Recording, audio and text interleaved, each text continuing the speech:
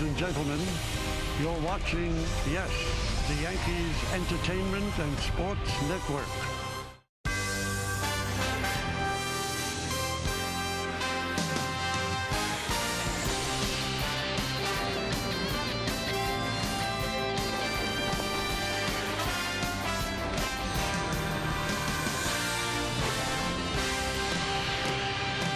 Last time the Yankees were here, a game got snowed out. The weather was so bad, but it's gorgeous today for this makeup game, and it is indeed time for baseball. As the Yes Network presents New York Yankees baseball. Tonight, it's the New York Yankees against the Detroit Tigers in a one-game set from Comerica Park in Detroit, Michigan. Hello, everybody, and welcome to Yankees baseball. Along with David Cohn, I'm Michael Kay. The Yankees had a rough 3 days in Toronto. Now, the starting pitching was pretty good.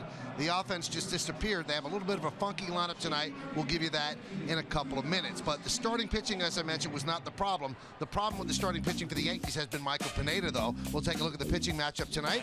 Brought to you by People's United Bank N.A. See what know-how can do for you. The young left-hander Matt Boyd gets start for the Tigers. And for the Yankees, it's Pineda. And David, bottom line is he's got to turn this around. He has to. Yeah, his back is definitely against the wall. There's no doubt about it. I'm sure he's feeling it when he's coming in. The mystery is when he's good, he's really good. He's still missing bats at a career pace, but when he's bad, the fastball leaks out over the plate and he gets hit hard. The slugging percentage really bad. The damage, as you see once again, a fastball up and out over the plate. When his slider's down, it's good. When his fastball's up, it's bad. And it just seems like every time he makes a mistake, it's for extra base hits or home runs. So really a mystery for Michael Pineda, looking for a solution tonight. And he needs a solution to get out Miguel Cabrera. Look what Cabrera's done in 62 lifetime games against the Yankees. 335, 19 home runs, 48 runs batted in, high slugging percentage, former Triple Crown winner. This guy can do it all. He's one of the best hitters ever.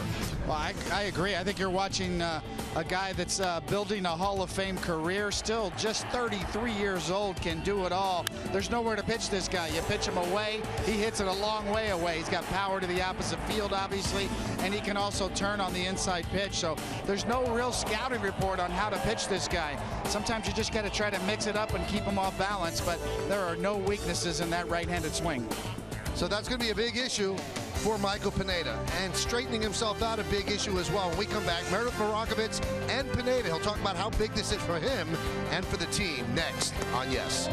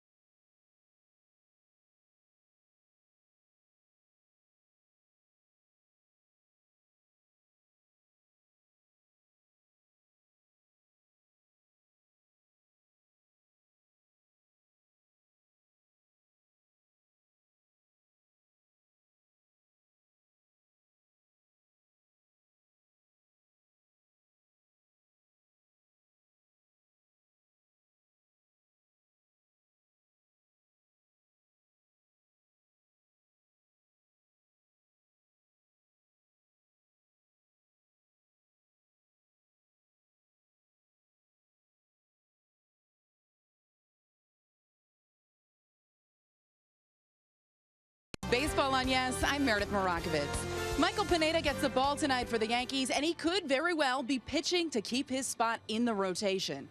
Pineda has really struggled to start the season. His ERA is approaching 7. It is the worst among MLB qualifiers. He told me when he gets in trouble in games, things seem to speed up on him a little bit on the mound. So I asked him how he intends to slow things down this evening. I can't explain it because it's like sometimes they happen, you know. So you have really good bullpen and you feel good, and you go to the mound, you feel too strong, and So that happens sometimes, you know. So we need to make adjustment and be better in the mound. Pineda has continued to work with Yankees pitching coach Larry Rothschild in between starts, trying to get better command of that fastball and that slider back to where it was early in the season.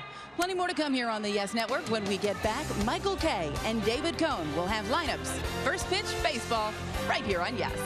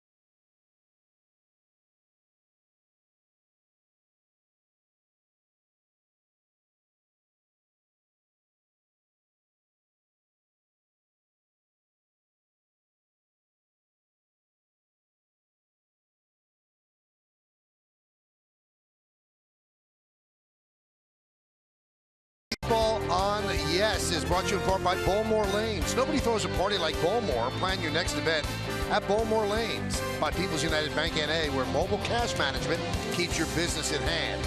And by your Tri-Honda dealers. Hurry to your local Tri-Honda dealer for great deals on the 2016 models.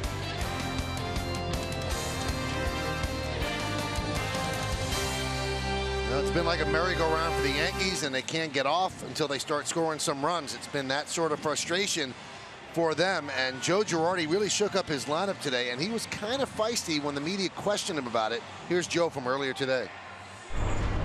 Is there any? You want me to lead off? I mean, tell me. I mean, you guys have these questions, but you want me to lead Tex off? You want me to lead Alex off? You want me to leave Carlos off? I mean, Ellsbury's done a pretty good job, hasn't he? Yeah, but not necessarily first, but maybe second. Or? Move Ellsbury to second and put Carlos in front of him, so when they both get on first and second, he can't run. I mean, I have shaken up the lineup, haven't I? I mean, so Carlos has hit second or third third or fourth most of the year. You know, it's one thing if you have one or two guys struggling and you shake the lineup up, but when you have 5 or 6, there's not a whole lot of shaking you can do, because our number 1 hitter's doing really well, and he's hitting first. Our number 3 hitter's been doing really well, and he's hitting third. So now what? I mean, I'm listening. Everyone's got all these ideas. I'm listening, but when you have 6 guys in your lineup struggling, you know, maybe I could ask that we just hit 1, 2, and 3. I'm certainly sure they would like to do that, but they're not going to allow that tonight. So let's take a look at this Yankee starting lineup that Joe put together today, presented by Lexus. Yankees are 4 games under 500, 24 and 28. They lead off their center fielder, Jacoby Ellsbury. Starlin Castro will play short for the first time this year.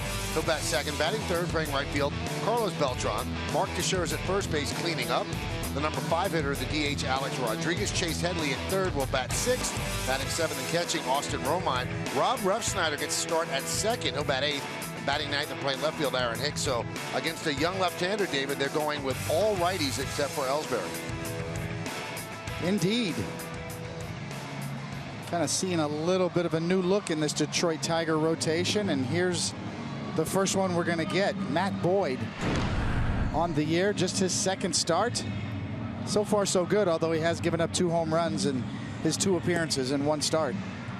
Let's go ahead and give you the pitcher scouting report, brought to you by your Tri-Honda dealers. And the price was right. And yes, he's the payoff for the Tigers, trading David Price last year to the Blue Jays. He was a top prospect in the Blue Jays organization. Now he gets his chance. He had good minor league numbers. He's 25 years old and over 50 starts in the minor leagues. He had, over 3 seasons, he had a 2.4 ERA and over a strikeout per inning. And he is generally a fly ball pitcher, a four-seamer with right-eating action and a slider and a changeup. But, you know, profiles in this ballpark pretty well, in a big ballpark, that he's going to get more outs in the air. All right, so this is just a one-game set before the Yankees move on to Baltimore. Try to snap this 3-game losing streak, all 3 games against the Blue Jays. Ellsbury's ready, Boyd is ready, and let's do it here in Detroit. First pitch is outside, and we are underway. Dan Iasonia, the home plate ump. Dale Scott at first, Bob Davidson at second, and Lance Barrett is over at third.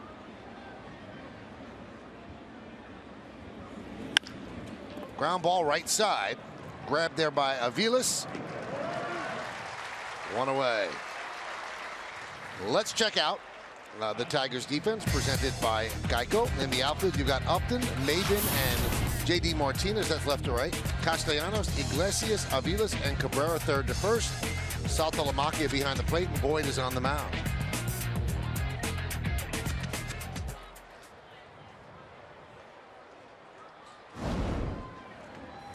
Here's Starlin Castro. 1 for 18 on this road trip, and the one was a big one. The only hit the Yankees got on Sunday in St. Pete, a 2-run home run that gave them a win.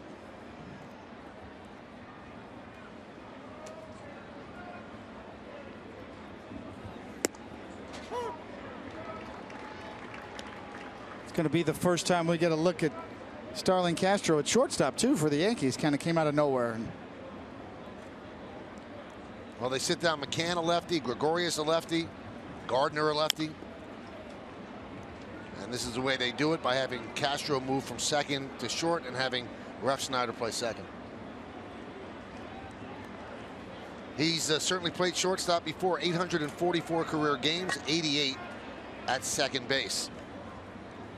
Last couple of months of last year and all this year. Grounded up the middle, Iglesias gets Castro.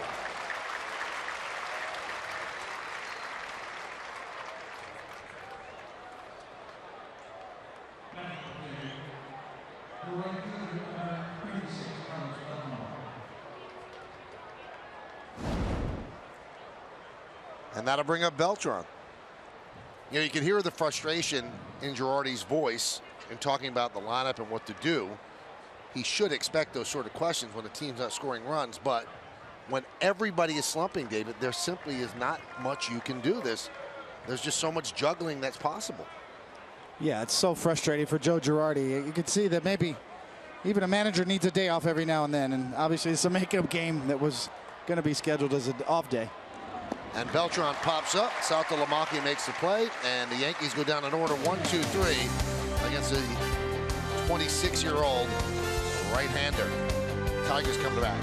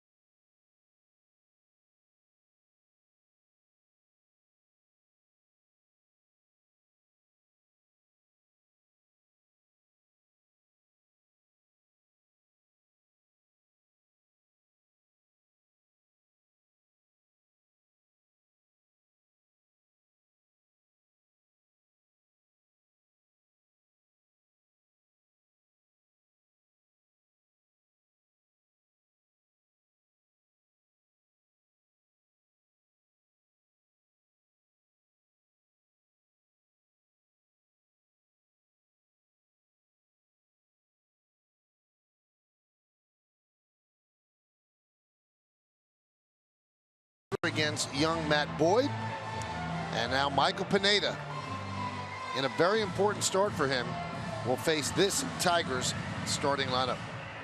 The Tigers are 25 and 27, just came off a road trip where they were 2 and 4. They will lead off their center fielder Cameron Maben. J.D. Martinez in right field will bat second. Hitting third and playing first, it's Miguel Cabrera. Victor Martinez will DH. He's going to clean up. He's been very hot of late. Batting fifth, the third baseman Nick Castellanos. Justin Upton in left field is hitting sixth. The number 7 hitter is the catcher Jared Saltalamacchia. Mike Aviles, the second baseman, bats eighth, and batting ninth and playing shortstop is Jose Iglesias. And Big Mike on the line tonight. And on the season, those numbers speak for themselves. Clearly his job is on the line tonight, needs a good one. Let's go ahead and give you the pitcher scouting report. Brought to you by Tri-Honda dealers, and we talked about it, a mystery man. He's striking out more hitters than he ever has. His walks aren't exceptionally high. It's really the difference between control and command, and that's with the fastball and getting it on the inside edge. No, I really think the problems, Michael, really center around his fastball command and his inability to pitch right-handers inside consistently. 1-0. Grounded foul. He almost has reverse platoon splits, does Michael Pineda, and giving up 8 home runs to right-handed batters out of his 11. That should not happen with his stuff. And you know, sometimes his fastball cuts, sometimes it doesn't cut. It's that inconsistent movement that disallows him from having good command with his fastball. Swing and a miss. 1-2. Making hitters a little uncomfortable too, especially right-handed hitters. Would be a good thing for Michael Pineda, and controlling that inside corner. And there's a strikeout of Maben. 1 away. Let's check out the Yankees defense, which is presented by Geico. In the outfield, it's Hicks, Ellsbury, and Beltran. That's left to right in the outfield. In the infield, you've got Headley, Castro, Refsnyder, and Teixeira. Third to first. Austin Romine gets to start behind the plate as McCann sits against the lefty. Michael Pineda is on the mound. He wants to stay away from first inning woes. He's given up 16 first inning runs, and that's the most by any pitcher in Major League Baseball.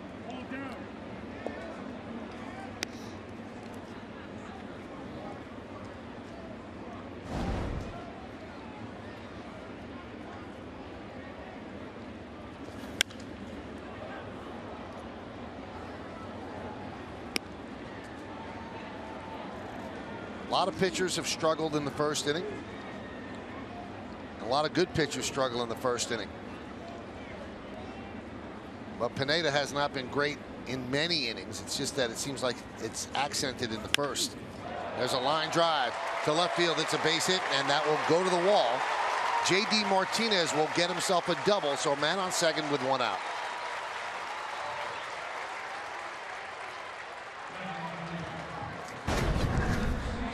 Well, you see they're trying to establish the inside corner, but it cuts back over the plate just enough for J.D. Martinez to scorch it for a double. And that's the thing with Pineda that he's really been burned by, is extra base hits and damage, his slugging percentage off of him.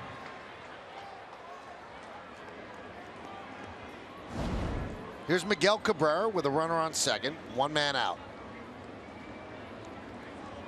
Cabrera 3 hits in his last 22 at bats, hitting still over 300. That one's foul back.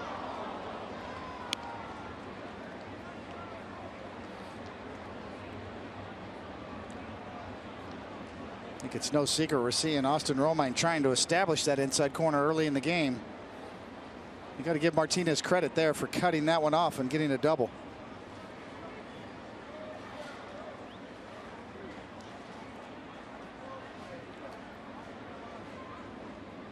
And the 0-1. 1-1. Now the reason for the strange starting time of 7:40, it's kind of laughable because the Tigers played the Angels in Anaheim yesterday. So they usually start their games at 7:10, but because they got in late, they started at 7:40. Not exactly like they gave them a lot of rest, but this was supposed to be an off day for both teams, and the Sunday night game that was snow, rained out, colded out in April is being made up here. This was the open date they chose. And that was on April 10th that was supposed to be played. Tigers were 1-2 at Oakland and 1-2 at Anaheim. 1-2. Line drive, base hit right field. Martinez rounds third. Charging is Beltran. And they are going to hold Martinez at third as the throw comes into Romine. So a single for Cabrera. Runners on first and third with one man out. Well, this is how good of a hitter that Cabrera is. Romine wants it down and away. This is a slider that ends up middle end. Cabrera in protect mode the whole way. Inside outs this hanging slider.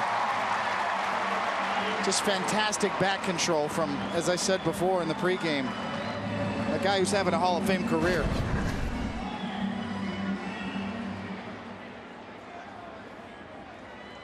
Well, here's the always dangerous Victor Martinez hitting .344. He has 9 hits in his last 23 at-bats. You can double him up if he hits the ball on the ground.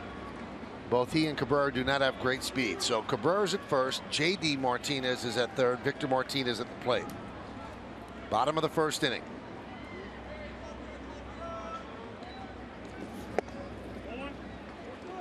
I'm talking to Brian Cashman, Yankees senior VP and vice president. And he said they've got to see something from Pineda today. He said otherwise something's got to happen. You know, you don't have to specify what's going to happen if you're Brian Cashman. You can't keep a guy in a rotation if he continues to pitch to a 7 ERA. And I think Pineda knows that. And the Yankees, the entire team knows it. And David, I guess the thing that's frustrating is he has stuff where he can be overpowering. He's not a pitcher that you just hope is going to compete. He can just blow you away. Well, that's the mystery of it all. And, you know, we've talked about it, and everybody who looks at the inside numbers, the peripherals on Michael Pineda, it just doesn't make sense. He's missing more bats. He's getting his swinging strikeout rate is higher than it's ever been in his career. We know about his control, but when he makes mistakes, they get hit hard. 1-2 on Victor Martinez.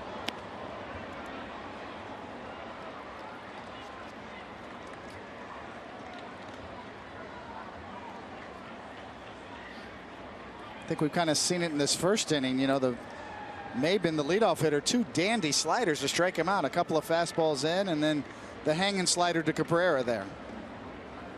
So it's just that inconsistency of either all or nothing with Michael Pineda. And not knowing what your fastball is going to do has been a problem too. One cuts, one stays straight. This could be 2. Refsnyder to second one. On to first. It's a double play as Pineda pumps his fist coming off the mound. That's exactly what Big Mike needed. No runs, 2 hits, no errors because of the DP. 1 man left on base. We played 1, 0-0.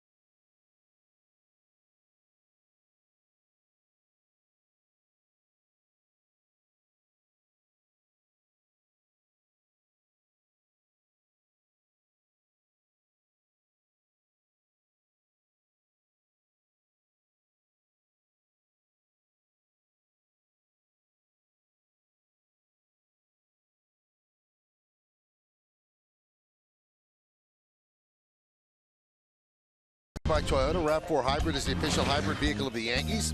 Do you think the 19-year-old Julio Urias can significantly impact the Dodgers season this year? Why or why not?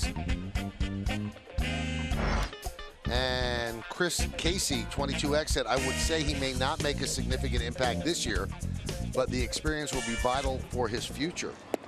Follow Yes Network and tweet us your responses using hashtag YankeesRAV4 Hybrid to keep the conversation going. It's going to be hard for him to make a real contribution. He's on a strict innings limit. I think the most he's ever thrown is 70 innings.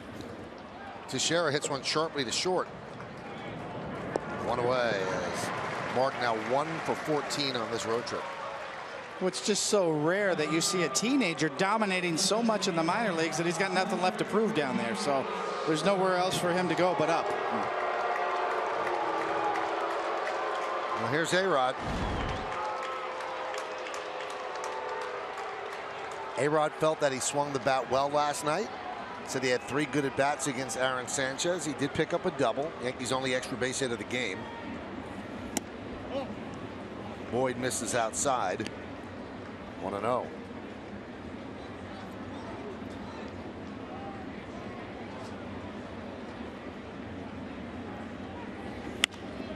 High drive, left field, giving chases Upton into the corner, near the fence. He makes the play. Right up against the fence. There's a lot of room down there in left field. 345 down the line. At Yankee Stadium, Alex Rodriguez is jogging around the bases with a home run. No doubt about it. And a nice play by Upton over there, getting over there quickly.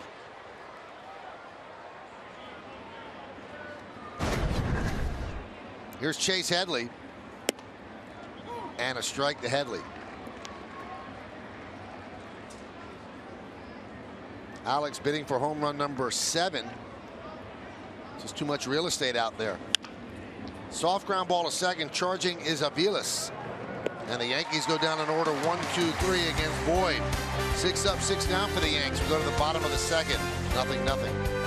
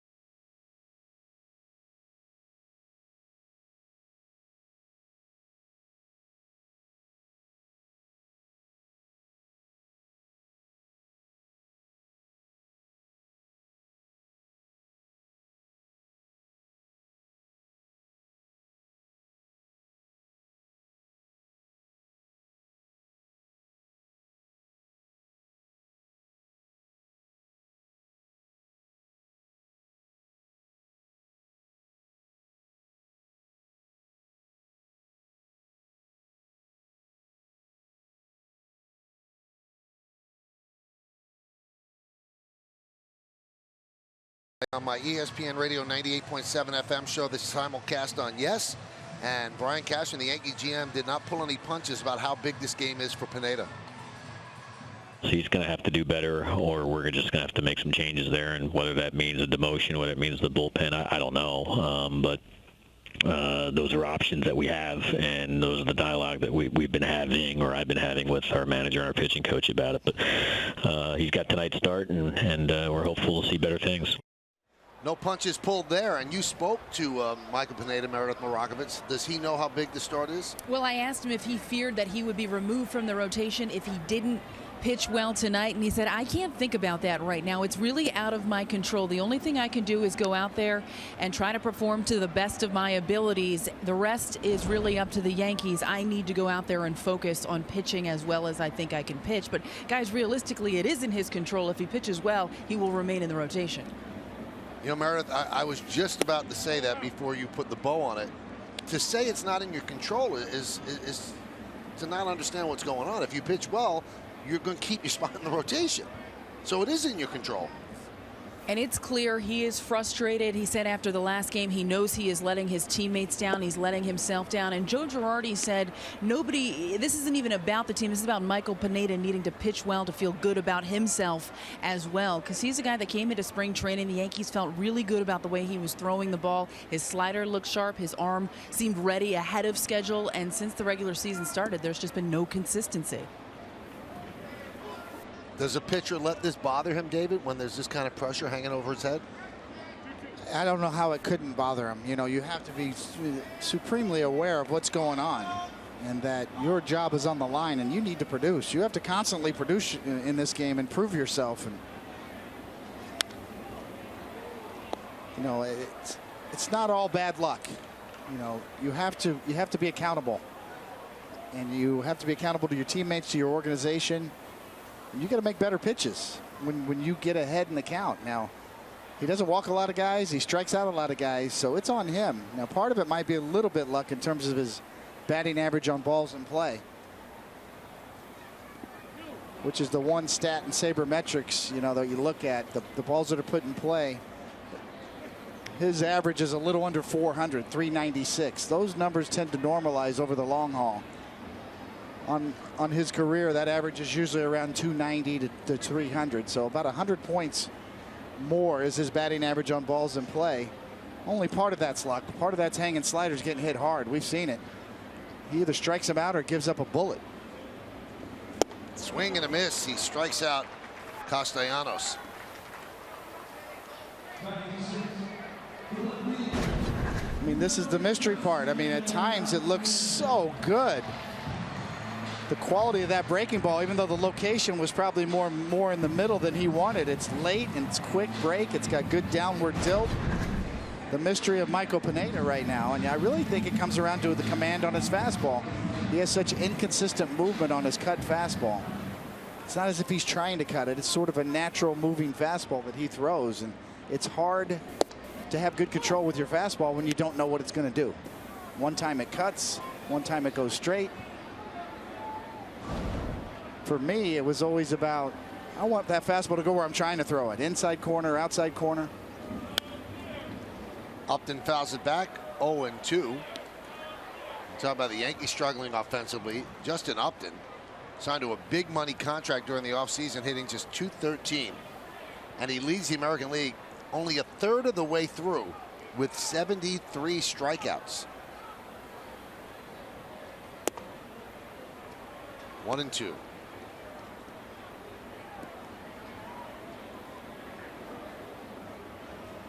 Pineda's velocity is actually a little bit up this year from last year. So when you look at the numbers, usually a struggling guy, you think, okay, he's lost a couple ticks. Not there, 95 miles an hour. So even his fastball, Meredith, has a little more action and life on it.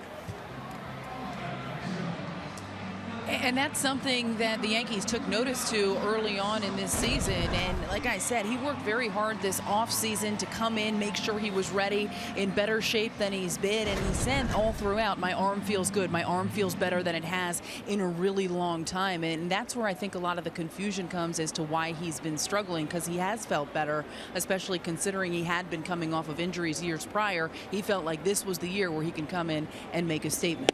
Saltalamacchia takes a strike. We'll hear more from Meredith a little bit later on concerning Starlin Castro playing shortstop. Dribbled slowly to first base. Teixeira will take it himself, and a 1-2-3 inning for Michael Pineda and the Yankees. We played 2 here in Detroit. It's 0-0 on Yes.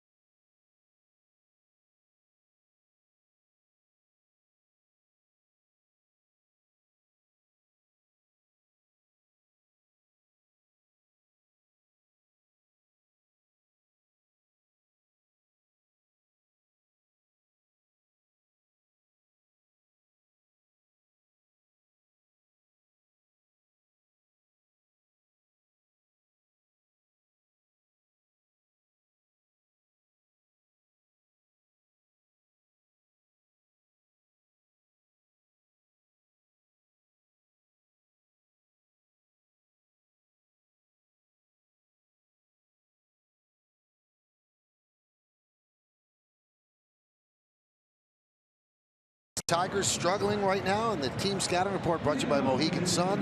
Unlimited possibilities await you at Mohegan Sun. Plan your trip at mohegansun.com. You'll see it's still a solid lineup for this Detroit Tigers. You know, they are 4th in OPS in the American League, 5th in runs scored.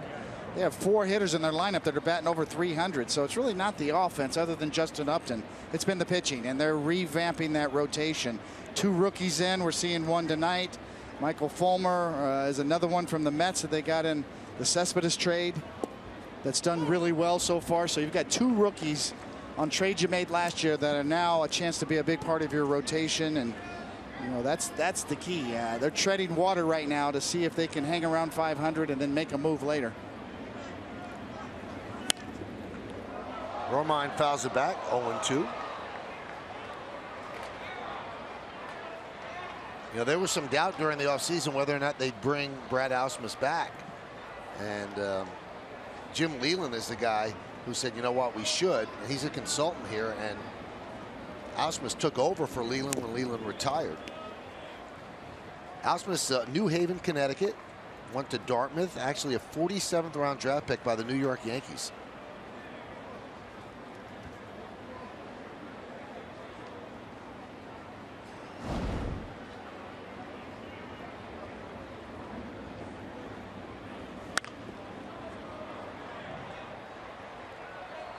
It is a beautiful day here in Detroit. Game time weather presented by Bigelow Tea.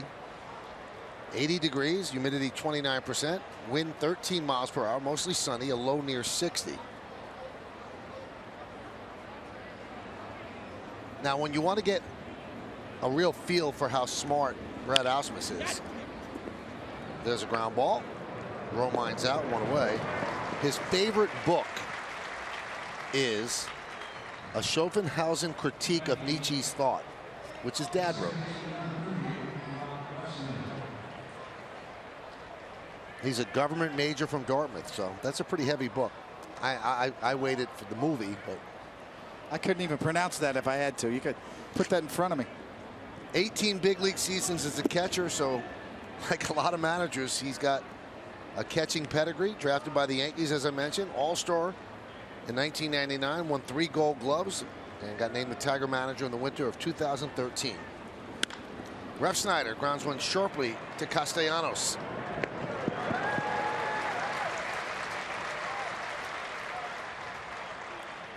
Two down. So Ausmus actually has the most games caught of current managers, 1,938. Joe Girardi has 1,247. And then between the two of them, Mike Scioscia and Mike Matheny.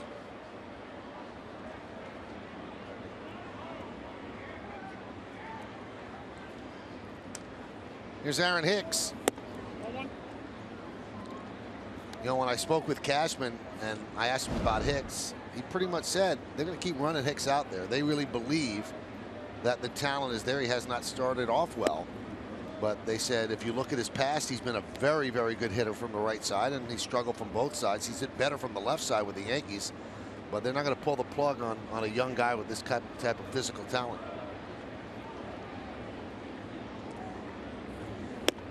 That was a strike. Well, they certainly need to find out about Aaron Hicks, what he can do, what his skill set really is. You know, Gene Michael, and we mentioned it, Gene Michael, whose birthday is today. Happy birthday, Stick. Always talked about high concentration players, guys that could really grind it out. Can you play in New York? Do you have the makeup to play in New York? The Yankees need to find out about Aaron Hicks, because the talent certainly is there.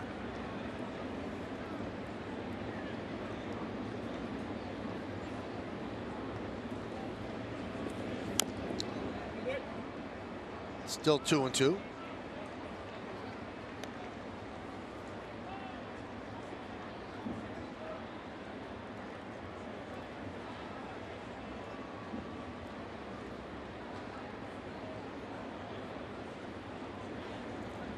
The 2-2. Swing and a miss. Pulled the string. 9 in a row. Yankees retired against 25-year-old Matt Boyd. Go to the bottom of the third. 0-0.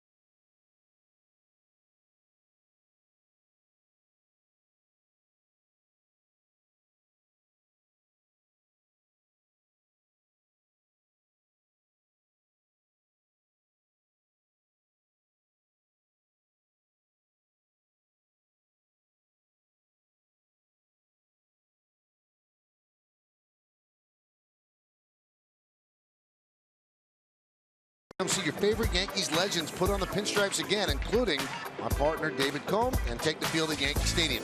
Relive memories of your favorite former Yankees and make new memories with your family. Get your Old Timers Day tickets today at Yankees.com or by calling Ticketmaster at 877-469-9849. Now, Hideki Matsui got the Pride of the Yankees award during the welcome home dinner, and he told the story about he had come to the States to see a World Series game, and you were pitching in the game. And he turned to a person who was sitting with him and said, you know, I could hit a guy like that. And that made him think he could play in the big league. So he said he was looking forward to finally facing you in Old Timers Day. As Mike Aviles grounds one to short. I heard he's calling me out. So. Yeah.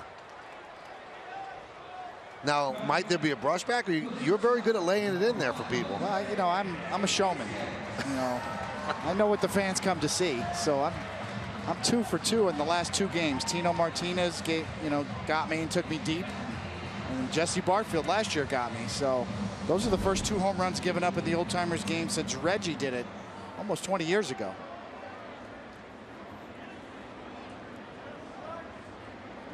So now you've put some pressure on Matsui. I allow people to hit home runs. If you can't, it's on you. That's right. But I may have a little fun with it too. The 0-1. 1-1. You know what you always hear, David, when people are in slumps or a team is in slumps? One lucky thing or one fortuitous thing could turn everything around. Do you look at that double play in the first inning as something that could really straighten out Pineda? I think, that's one thing that's very valid to look at. And I mentioned about Pineda's batting average on balls in play. That ball was hit hard, but it finally went at somebody, and he got a double play out of it. So, yes, that could be a confidence builder.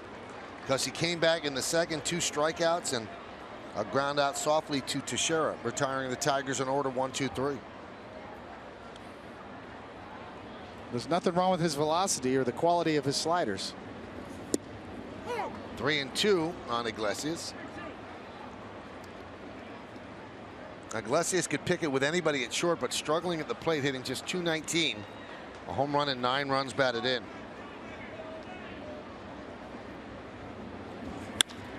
Ground ball and past the diving Refsnyder into right field. A base hit for Iglesias.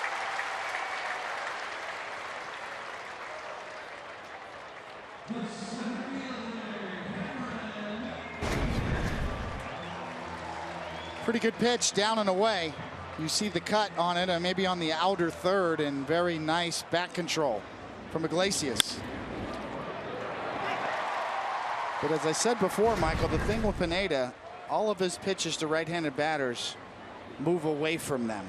And to me, the inside corner on right-handed batters is a key for Pineda to be able to keep them honest. His fastball cuts, moves right to left as you're looking from this angle. So does his slider. Does he have something to solve that? Does he have something in his repertoire? He's got to be able to get that fastball or that cut fastball to stay on the inside corner and establish that he can throw strikes in there too, or not only throw strikes on the inside corner, but also be willing to push right-handed batters off the plate to protect his slider down and away. Right-handed batters are too comfortable in that box off of Michael Pineda. You can see already, we've seen Austin Romine really try to establish that already. Really setting up his target almost off the corner on the inside part of the plate to righties. Do you have to aim the cutter at the right-handed batter's hip? You almost have to, and that's the problem with Pineda is he doesn't know exactly what he's going to get. Is it going to, how much it's going to cut, the consistency of the movement on that cutter. Runner goes. Throw to second. Got him. What a throw by Romine. They'll take a look at that obviously on the replay. But Iglesias got a good jump, and he was gunned down by Romine. Well, you just can't say enough about Romine's play here. This is a hit and run, so Iglesias doesn't have the best of jumps, but that's just incredible to be able to reach all the way over and get that and fire it down there, and he's out. Nice tag from Refsnyder. That was almost Thurman Munson-like. Remember when Thurman used to come out and throw down to second base like that sidearm? Romine channeling Thurman Munson, and you're out. Not an easy pitch to throw. So he backhanded and came up throwing through a strike. And the jump that Iglesias had, he should have been in there. But the throw made up some of the distance.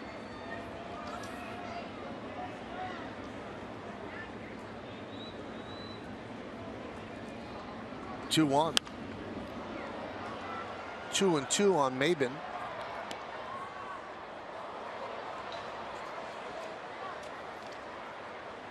Usually, Michael, with you finish that point on Pineda and the fastball.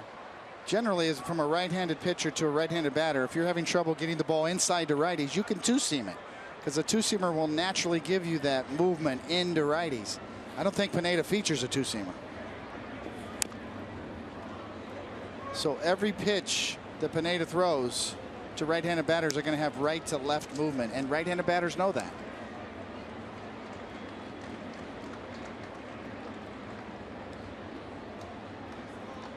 So finding that inside edge, a key for Pineda, especially when you look at the numbers and the home runs given up.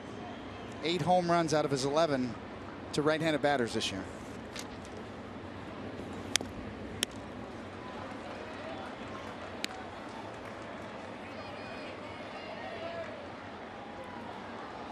Well, by all accounts, Michael Pineda, a hard worker, well-liked, as Meredith said.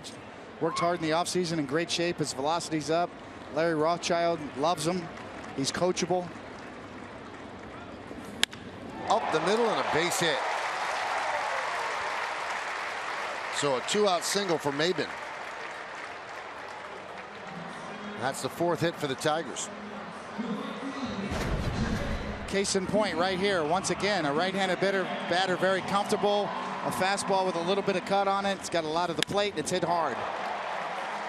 So anytime you've got the combination of a pitcher that has a good slider, a lot of strikeouts, but then when he gives up hits, they're hit hard like that, and they're producing damage, doubles, and home runs, that means the hitters are too comfortable. You've got to pitch inside. Here's J.D. Martinez.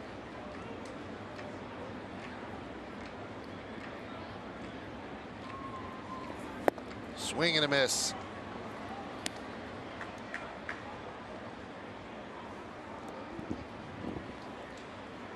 You can see lefties have a 350 batting average against them. Righties 298. That's too much for a guy with the kind of stuff that Pineda has as a right-hander.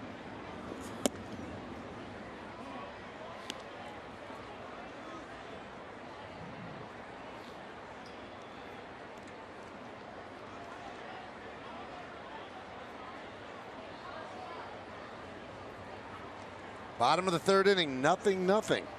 Runner on first, 2 outs. Pretty big lead.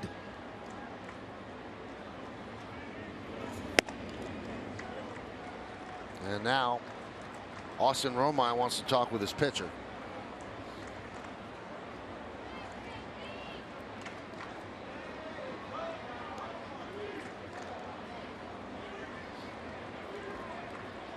It's a good visit there from Austin Romine. Get Pineda to regroup. You'd much rather face Miguel Cabrera leading off next inning than with 2 men on in this inning.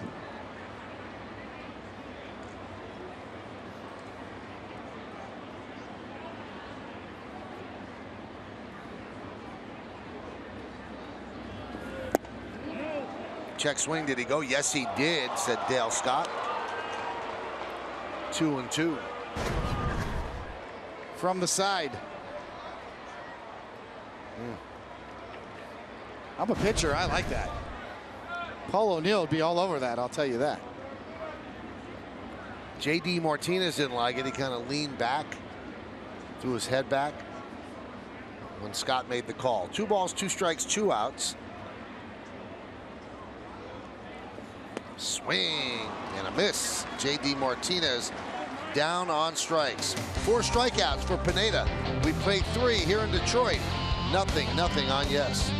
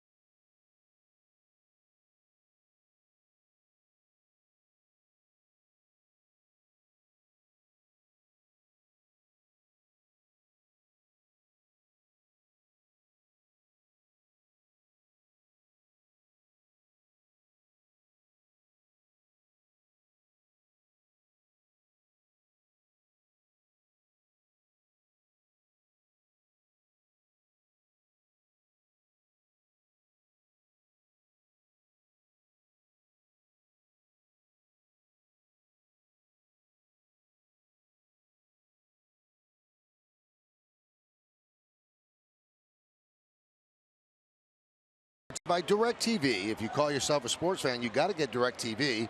Call 1-800-DirecTV. Great shots today.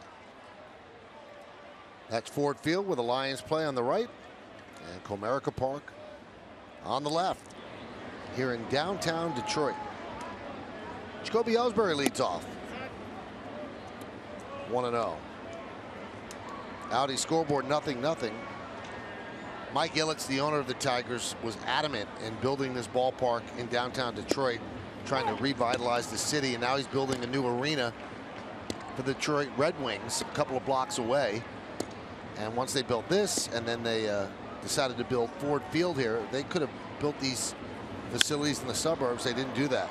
That one is laced to left, and Upton is there to make the play.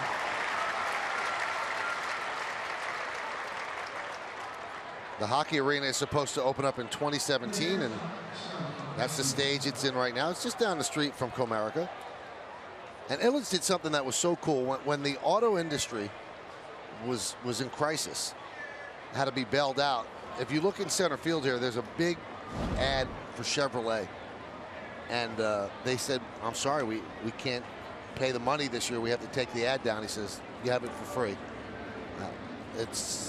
The auto industry will rebound, and you could pay me then, but you don't have to pay for this year. He could have had him take it down, but he's just all about downtown Detroit.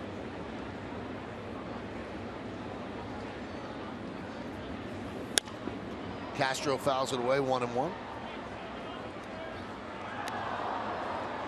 And right down the block from Comerica is the restored Fox Theater, which has great acts that come in all the time. So downtown Detroit is coming back.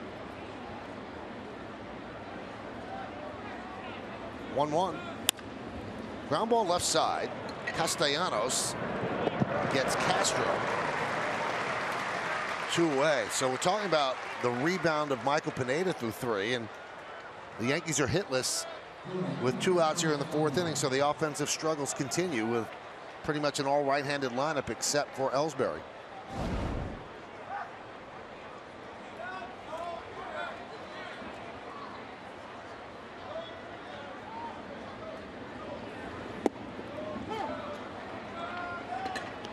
Of the 3 pitchers that the Tigers got for Price, Daniel Norris was probably considered number 1, Boyd number 2.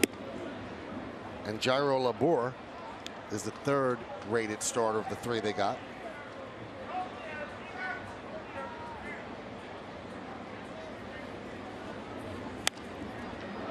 When you think about the Mets on the other end, you know, we talked about the other young starter, Michael Fulmer.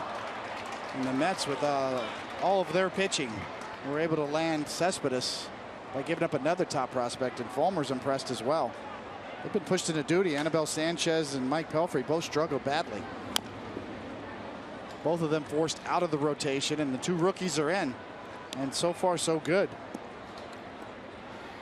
Anibal Sanchez, 14 home runs given up and a 6.67 ERA. So tough to pull the plug on him, but enough was enough. Line drive caught by Castellanos to retire Beltran, and the Yankees are down in order for the 4th straight inning as Boyd is pitching a perfect game through 4. We go to the bottom of the 4th, 0-0.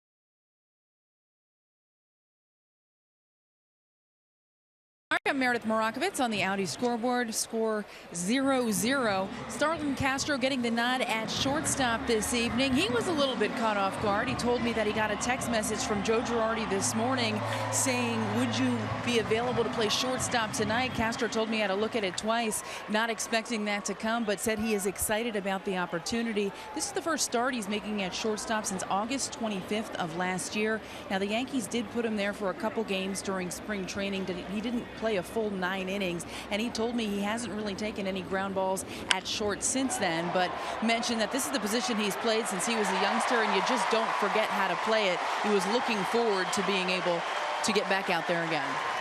Miguel Cabrera dunks one to right field for a double, so he leads off the 4th inning with a double. We thank Meredith, and we'll hear from her a little bit later on, certainly on the postgame.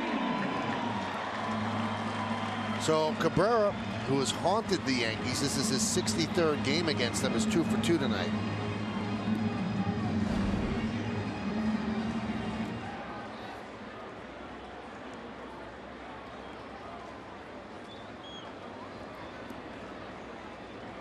Here's Victor Martinez, runners on 1st and 3rd and 1 out in the 1st inning. He banged into a 4-6-3 inning-ending double play.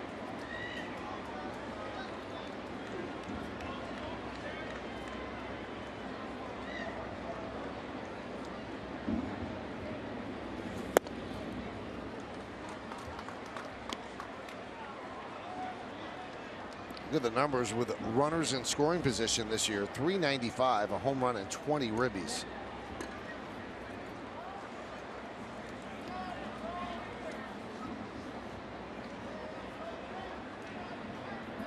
$37 years old. In the middle of a 4-year, $68 million contract. Second year of that contract.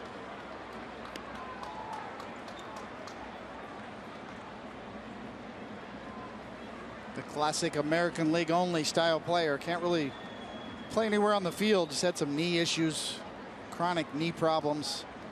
But in the batter's box, still one of the best.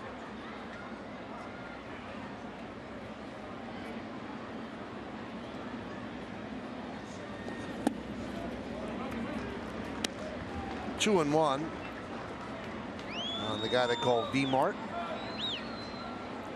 Nothing, bottom of the 4th inning. Tigers have 5 hits. The Yankees have not had a base runner over the first 4 innings.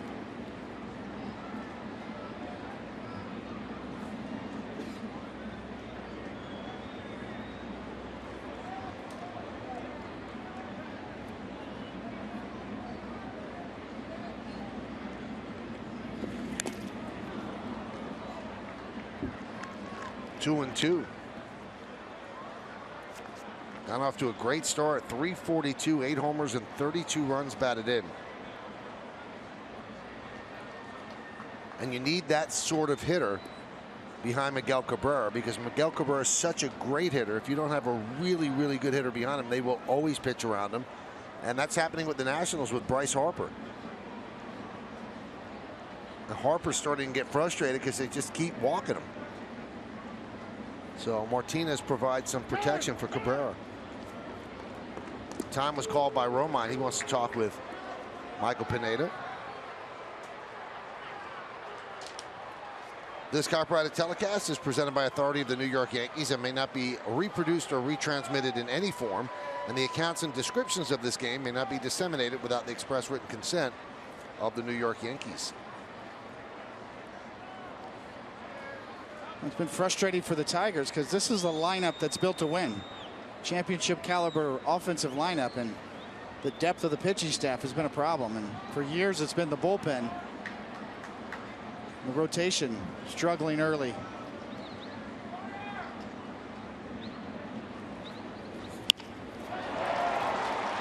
One hopper to Refsnyder. He makes the play as Cabrera advances to 3rd.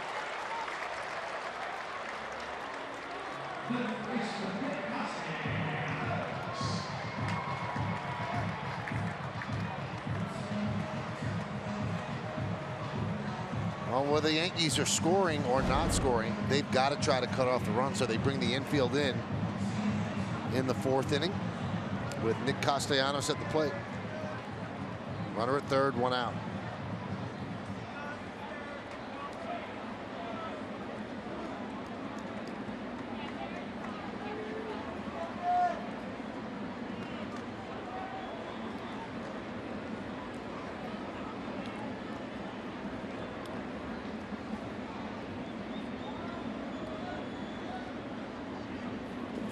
Swing and a miss.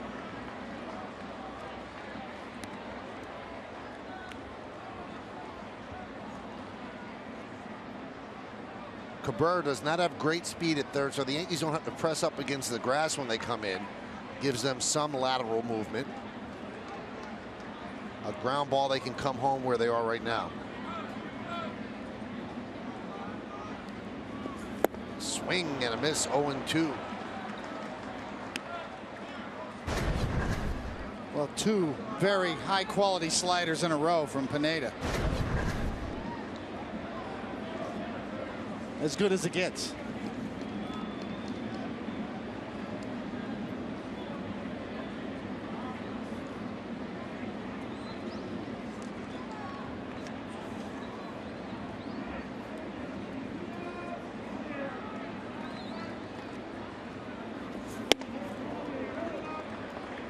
Must be pretty heady for Castellanos to look down at third and see Miguel Cabrera. He grew up in South Florida, and he idolized Miguel Cabrera when he was playing for the Marlins. And here he is trying to drive him in.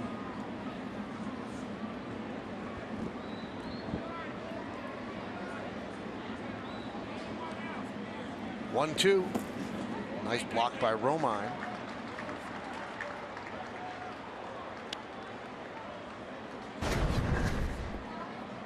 Goes back to the slider after a fastball in.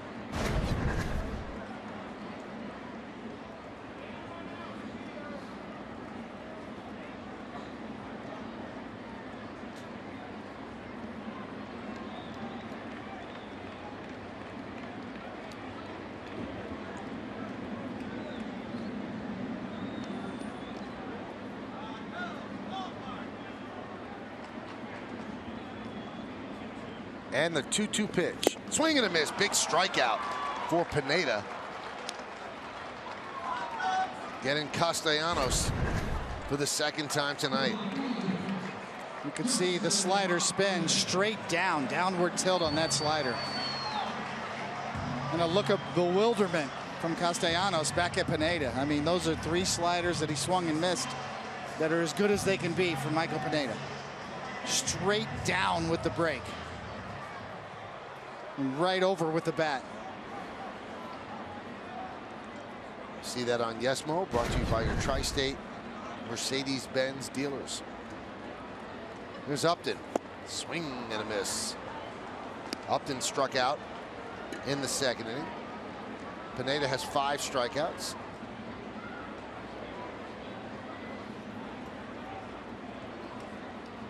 Obviously, with 2 outs, the infield could back up.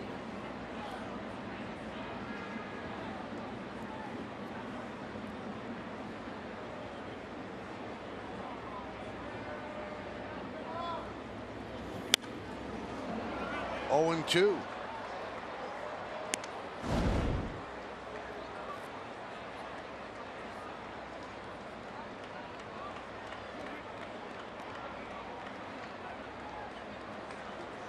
Little different look on a pitching coach's face when you feel like your pitcher is responding. A little more relaxed does Larry Rothschild look right now. This would be a nice little escape for Pineda to get out of this.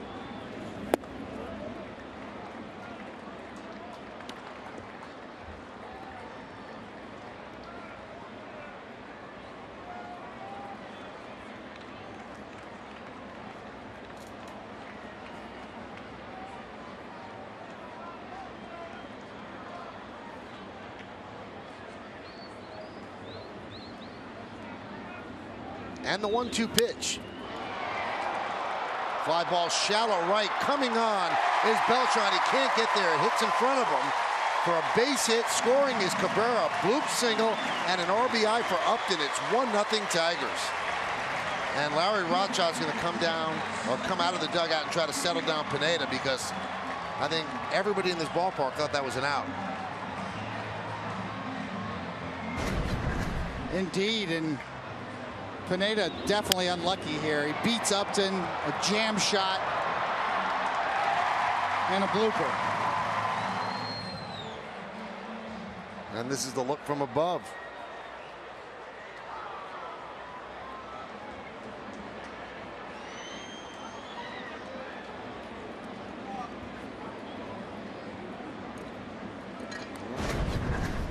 Crazy game. You execute a pitch, you get a jam shot.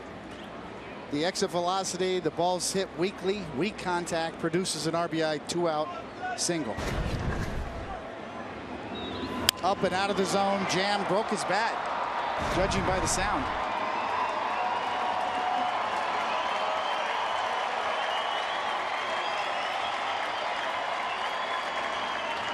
So here's Saltalamacchia.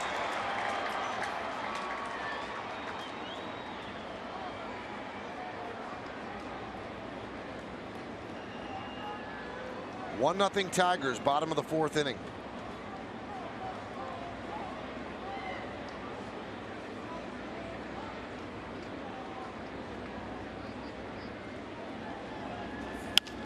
Slice foul the other way.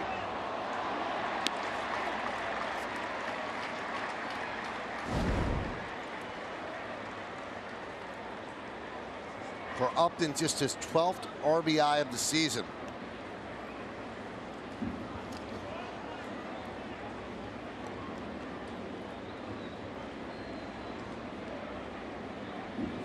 Signed a 6-year, $132.75 million deal.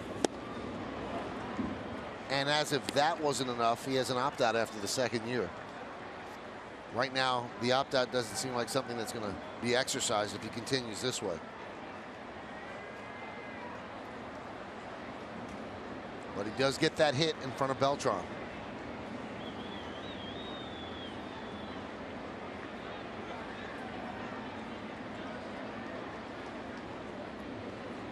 The 0-2 in the dirt, and Upton heads up, goes to second.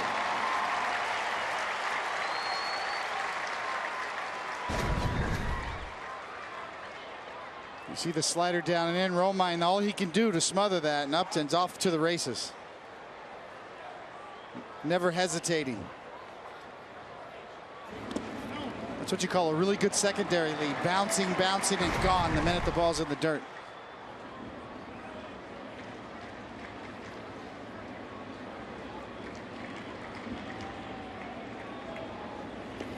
Swing and a miss.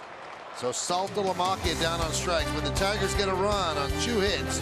1 man left. We played 4. Tigers 1, Yankees nothing.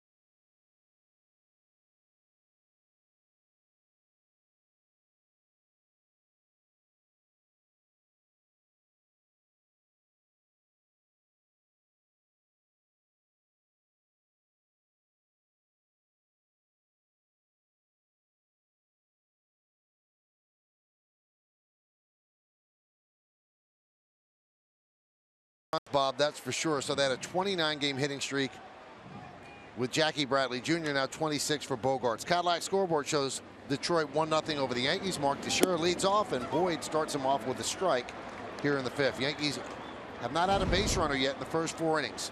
12 up, 12 down. Ground ball to Castellanos. 1 away.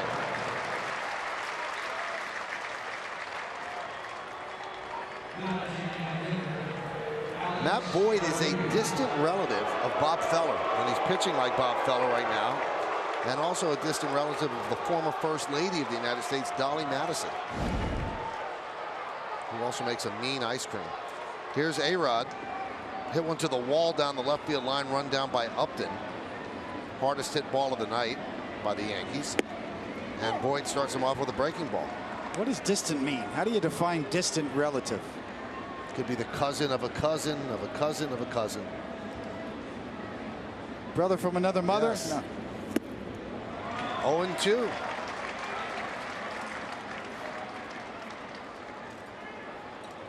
Well, cousin is cruising. Barely breaking a sweat. 41 pitches here.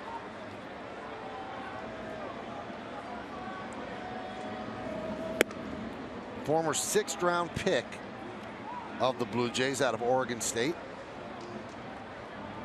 And you see the pitch breakdown. The Yankees aren't exactly working the count. A 1-2. Strike 3. A-Rod down looking.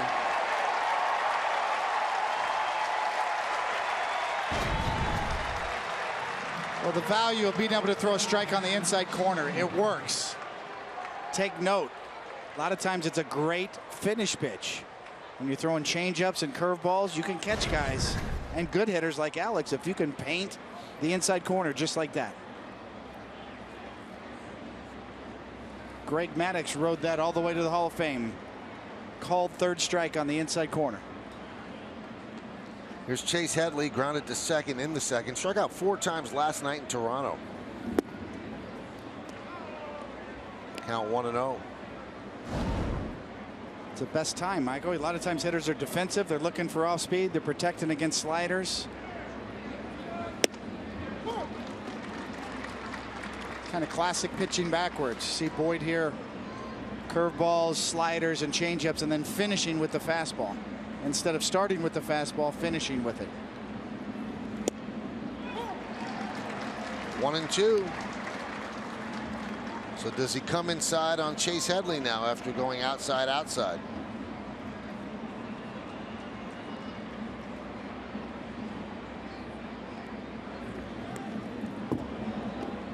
Well, we've seen a lot of strikeouts tonight. Unbelievable stat from ESPN Stats and Info, David. There were 6,726 strikeouts in baseball in May, the most in a calendar month in Major League history. The old record was September of last year, so the strikeout is now a big part of this game.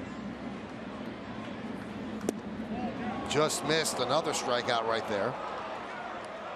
And Headley has worked it to 3-2. How close was this? Very close.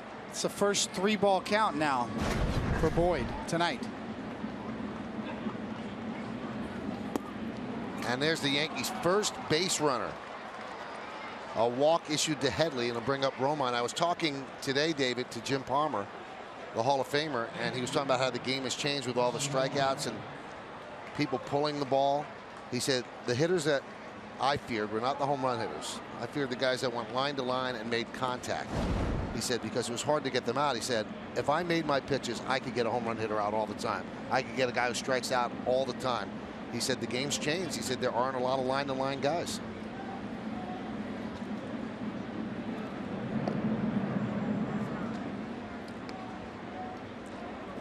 He brought up a guy like Harmon Killebrew, Hall of Famer.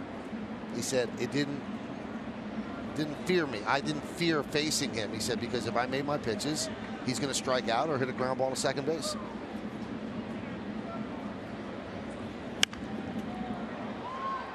Well, I completely agree with what Jim Palmer's saying.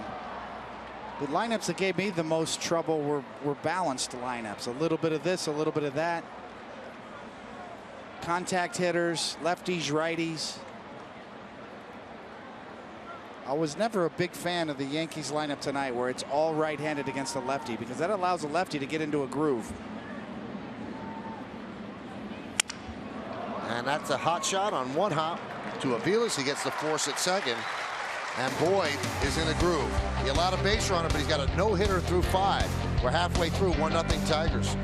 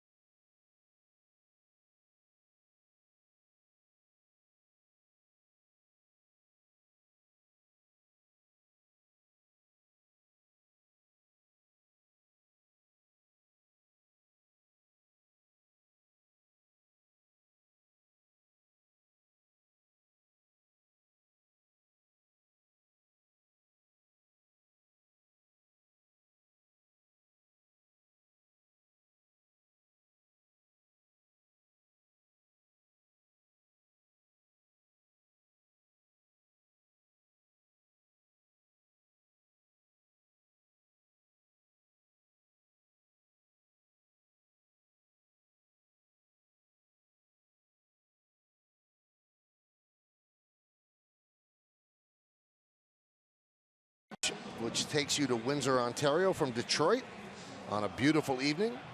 Here in Detroit, Michigan, Michael Pineda's pitched pretty well. A blooper that Carlos Beltran couldn't get to, the one blemish, but he's had his strikeouts too, David. Yeah, and he's had his sharp slider tonight. Every time you see his slider go straight down like that and late movement, a fastball up to complement it, another slider down, and actually mixes in a couple of changeups here, and good ones. It's an underutilized pitch for Michael Pineda, and he's thrown a couple of really good changeups tonight to get strikeouts. So 6 hits, 1 run, has not walked a batter, and David just showed you the 6 strikeouts. He'll face 8, 9, and 1 in the Tigers order. Aviles, Iglesias, and Maybin. 1-0 Tigers, bottom of the 5th inning.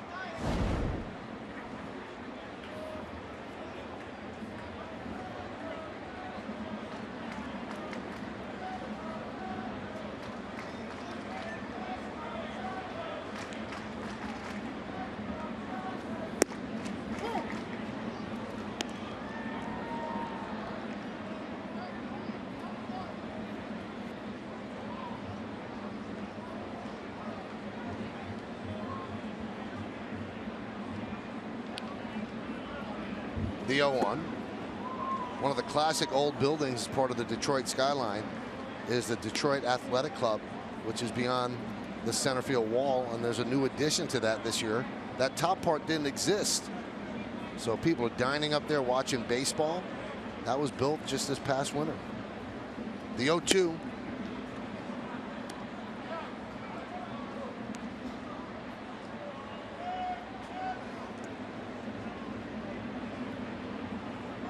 Be a pretty cool view. New Yorkers know a little something about that. Air rights. It's a big deal in New York. Hard to go side to side in Manhattan, but you can go up if you have those air rights. Clearly here in Detroit, those people are enjoying air rights.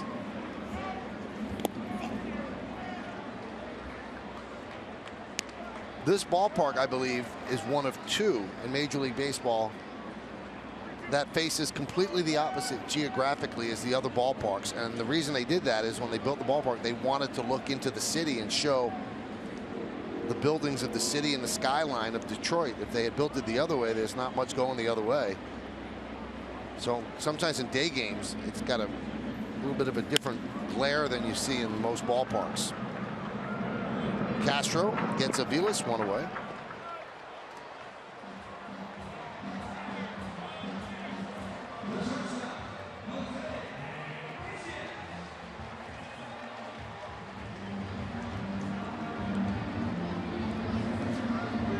of the great American cities, Detroit, Michigan.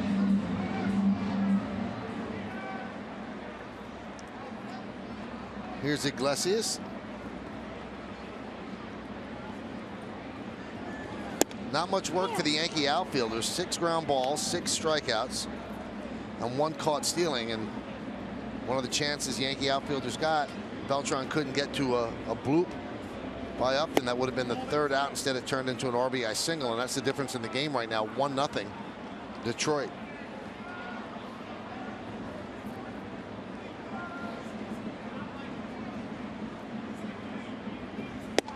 There's a strike.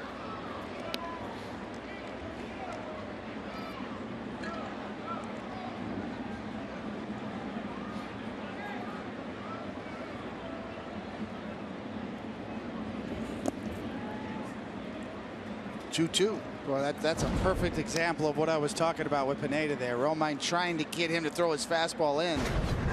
And you see where this ends up. The cutter down in the dirt away, and Pineda was really disappointed in that effort.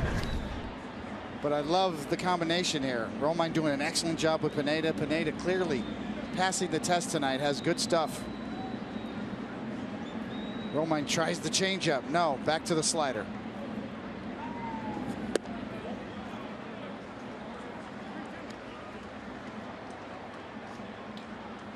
I've always thought pitch allocation was a big deal for Pineda. Trying to get him to use that changeup more, throw more fastballs in. Pineda shaking to the slider once again. Wave through that one. So Iglesias down on strikes and tagged out by Romine. Follow Yankees Baseball Live with the MLB.com at Bat app. Stay up to the moment at any moment with Game Day Live, game video highlights, StatCast, news, and more. Download MLB.com at Bat, the #1 app for live baseball on your phone and tablet. Clearly, Pineda, maybe his best slider of the year tonight. The quality of that pitch, top shelf.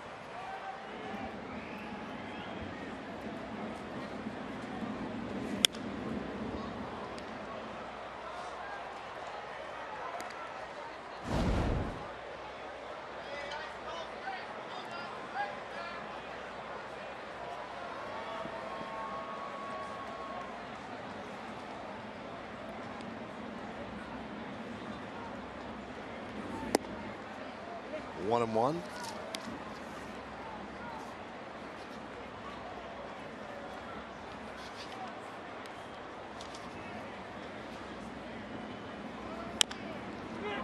Chop to third. Headley gets a nice hop and fires over the head up to Sheriff for an E5, allowing Maben to reach.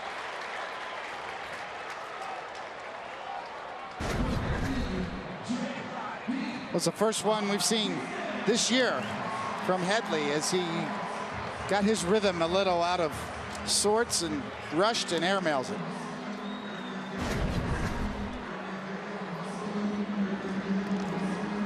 Nothing Teixeira could do to help you there. In the dirt, Teixeira is very good.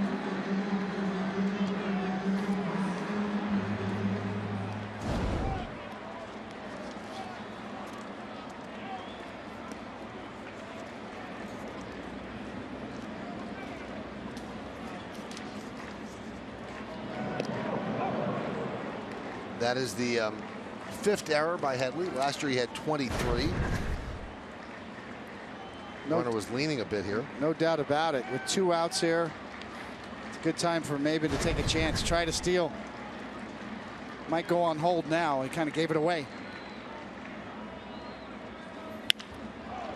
Ground ball to second. And Refsnyder just gets the out at second, but they're going to look at that. He had to wait for Castro to get there. Well, the Tigers will look at the replay, and so will we before we go to break.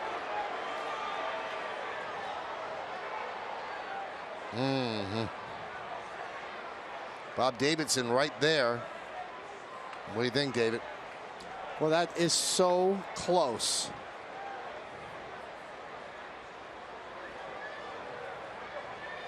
Almost a tie. I think he's safe. But they are not even going to check. No, I think, you know, you got to have the proper evidence, as they say. So no runs, 1 error, 1 left. We go to the 6th.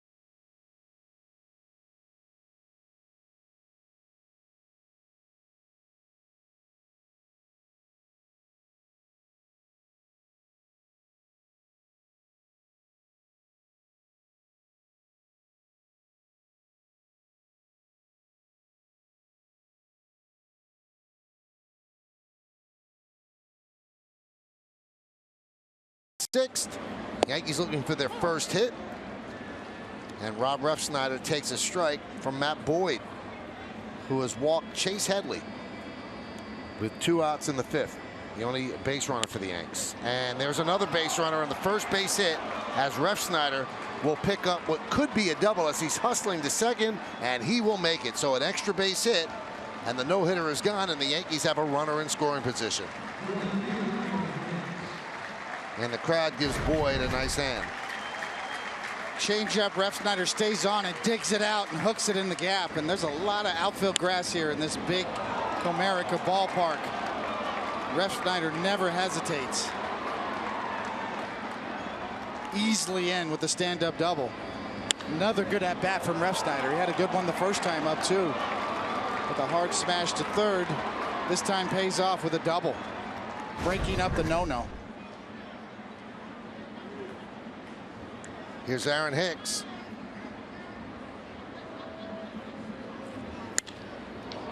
Fly ball, deep left. Upton on the track will make the catch. Tagging is Refsnyder. He's going to third, and he will make it. So Hicks gave it a ride, but again, it's deep out there, and it does move the runner to third base.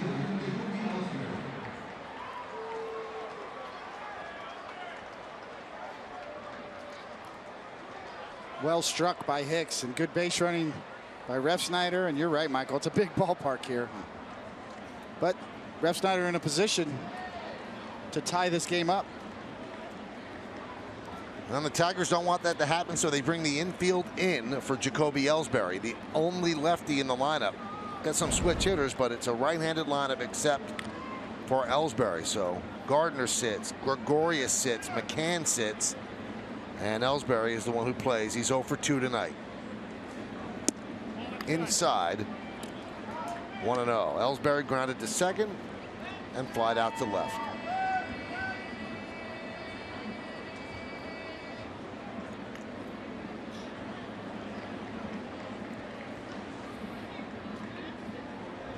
Infield is in, the 1-0. Popped up, left side, long run, and it's going to drop untouched. Castellanos and Iglesias could not get there. Would have been interesting if the play was made, if Refsnyder would have tagged, because the fielder would have been moving away from home plate. It would have been a difficult throw, but not a real deep throw.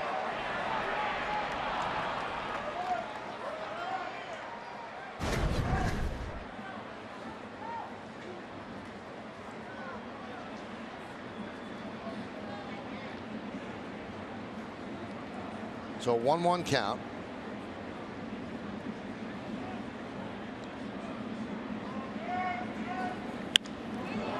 Fly ball. This should tie the game. Maidman makes the catch, tagging Refsnyder. He comes home. It's a sac fly for Ellsbury, and the Yankees have tied the game at 1.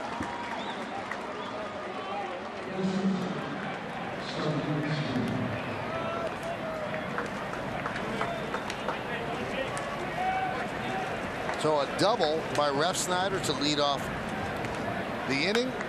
He tags and goes to third on the long fly ball by Hicks, and then Ellsbury with a fly ball to center scores the run, picks up his 16th ribby, and now it's a 1-1 game. Here's Starlin Castro, and there's a strike from Boyd.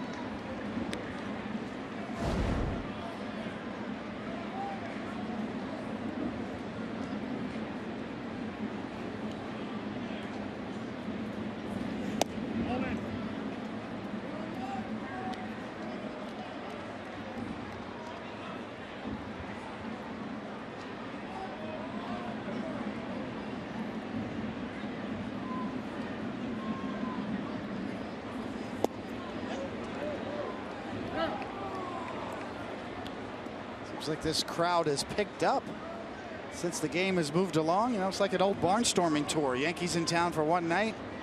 Get your tickets, and for a makeup game, a really nice crowd.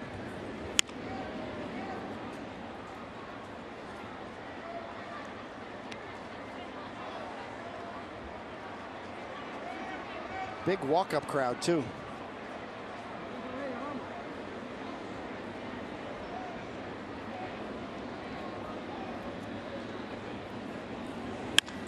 Line drive to right field. It's a base hit for Castro. He was 1 for 20 coming into that at bat, so only the second hit for Castro on this road trip.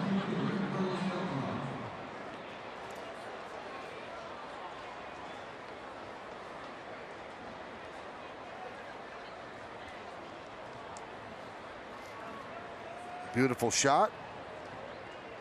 And we're about to say goodbye to Thursday. The sun is setting. And when it rises, the Yankees will be in Baltimore to start a 3-game set against the O's. It'll be the third city in 3 days and second country.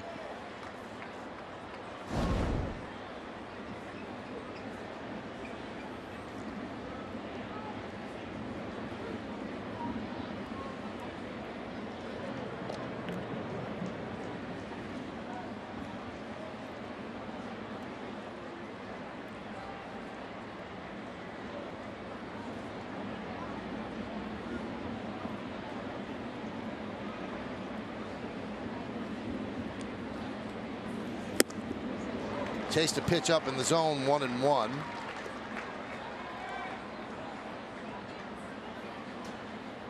There goes the sun.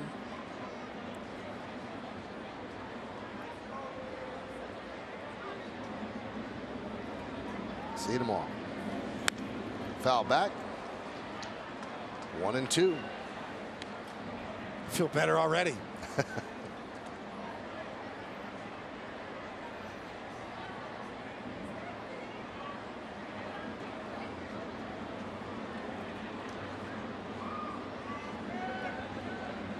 Come out of my coffin now.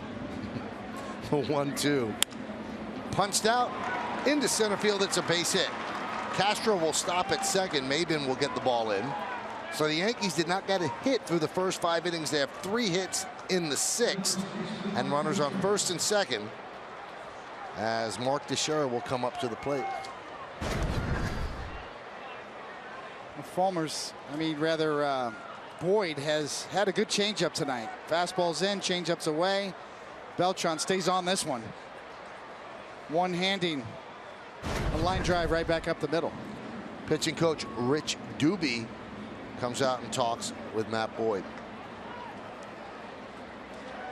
2 previous starts, Boyd lasted just 5 and 4 2/3, so they haven't got much distance out of him, but he has a very low pitch count, 67. So a big spot for Teixeira, who's really trying to find it. He's 0 for 2 tonight. Ground ball to short, ground ball to third. He's 1 for 15 since coming back from the cortisone shot in his neck.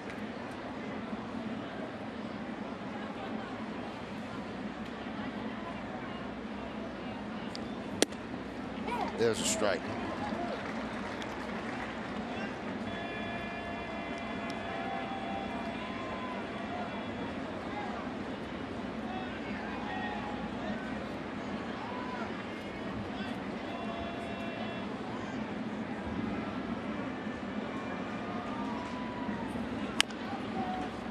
Grounded foul.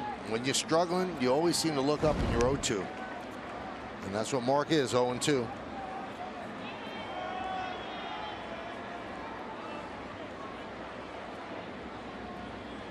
He's also never been afraid to hit with 2 strikes. Always had a good eye. When Teixeira's going well, he gets walks and homers. You see Bobby Parnell, the former Met, recently called up, trying to shore up this Tiger bullpen. Swing and a miss. Teixeira's struggles continue, but the Yankees do tie the score on 3 hits. They lead 2. We go to the bottom of the 6th.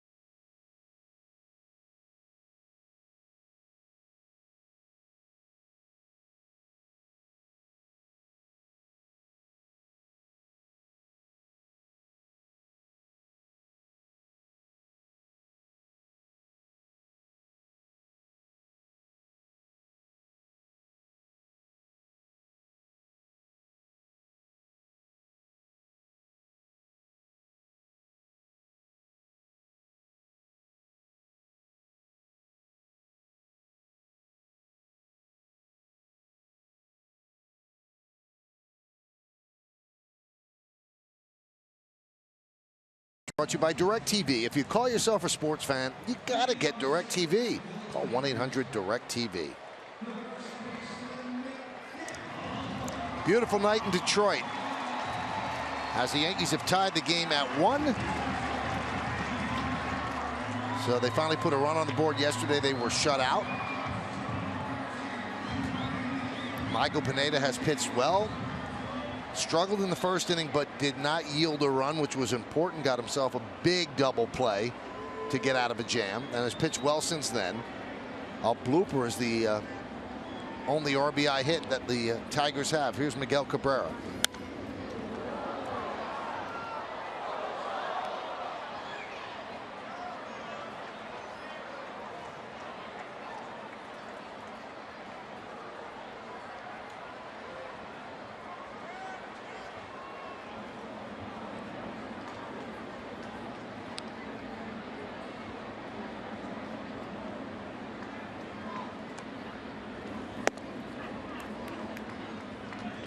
On.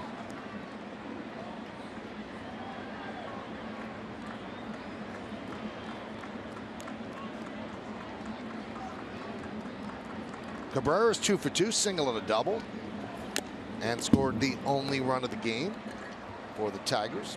1 run on 6 hits for Detroit, 1-3-1 for the Yankees. See very Cabrera-like numbers, and 2 for 2 on the night. Della Betances is going to be in this game. Another base hit for Cabrera. Now he looked back at Romine. I don't know what he was looking back at when he was running to first. I don't know if he hit the glove of Romine. You have the option to take the hit if you did, but something happened there that he looked back.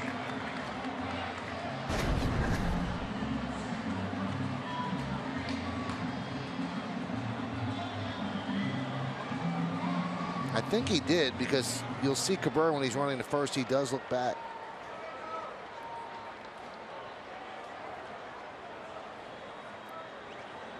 I think Romine was upset and maybe said something not to Cabrera, just probably to himself, about the hanging slider there.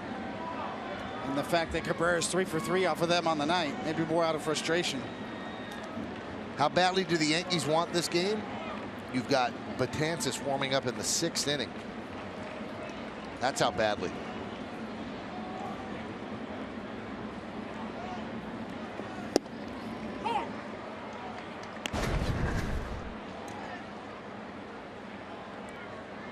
He's upset about, I guess, the pitch, and then I don't know why Cabrera got involved. Well, he heard it. He thought, are you talking to me? Oh. And Romine's brother plays for the Tigers. Like Robert De Niro and Taxi Driver in the mirror. You talking to me? Looking back. Nobody else here. The 0-1. Popped up. Left field. Hicks is there and makes the play for the first out.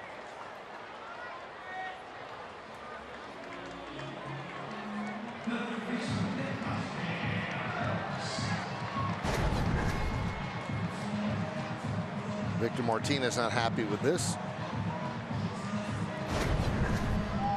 Stupid bat.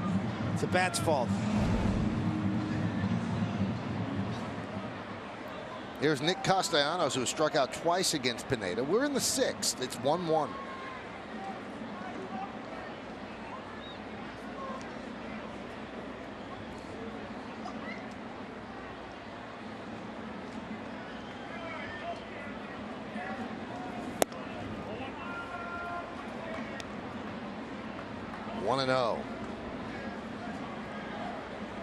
Pitch number 90 coming from Pineda, who clearly has passed a very stiff test tonight with his back against the wall. Has pitched exceptionally well.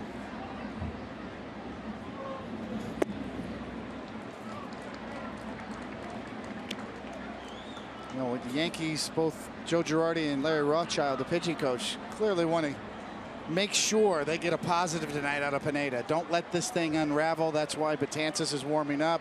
Rothschild's going to go talk to him right now. Now, David, you mentioned back against the wall, and the clock is also ticking. Meredith told us about this yesterday. June 14th looms as a very large date, because if you want to send down Pineda today, he's got to go down. As of June 14th, that gives him 5 years in the big leagues, and you have the right to turn down any assignment to the minor leagues.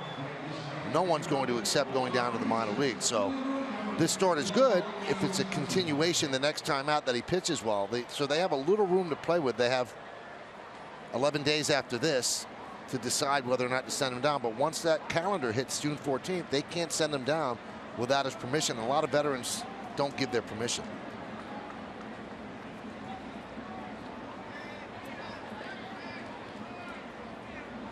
Now, Brian Cashman said very clearly and very bluntly today, we need to see something from Michael or we'll have to make a change. 2-0. There's a strike.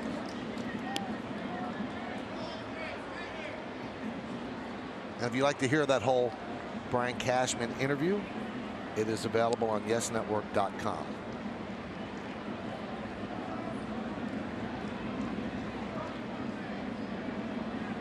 The 2-1, 2-2.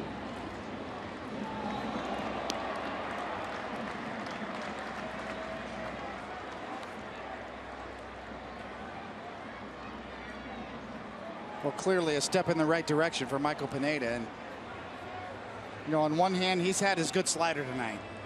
And you should have a good game when you have your really A quality slider that he's had tonight. But he's shown progress in other areas as well. Grounded foul. Trying to pitch in with his fastball. Throwing just enough inside there to keep these right-handed hitters honest. Showed some decent changeups as well.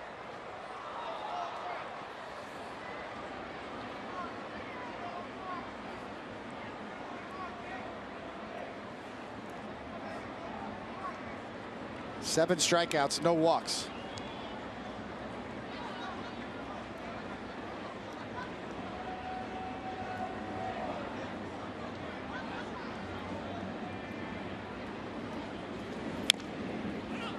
Just got a piece. A good pitch there. Another changeup down and away. Castellanos way out in front. Just staying alive. You see, this is the changeup. Down and away. Got a little sinking life to it. Castellanos was fooled by it, but just spoils it. Way out in front, right off the end of the bat. So that's a nice twist for Pineda to be able to show that pitch. One of the problems is being too slider heavy, relying too much on that pitch.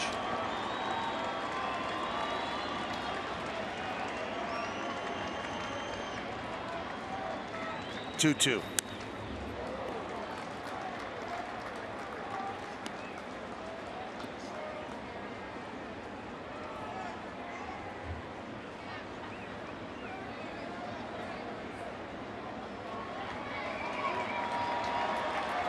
It's always been about the difference between control and command.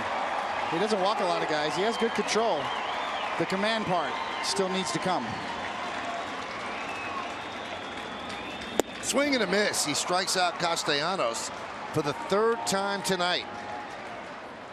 And with Upton due up, that is going to do it. So Girardi wants to bring in Betances to get Upton, who got the bloop RBI single in the 4th inning. And Michael Pineda has to be pretty happy with the way he pitched when you consider so much was on the line for him and for the team. So Joe Girardi makes the Verizon call to the bullpen. Pineda departs. Betances comes in. Stick around.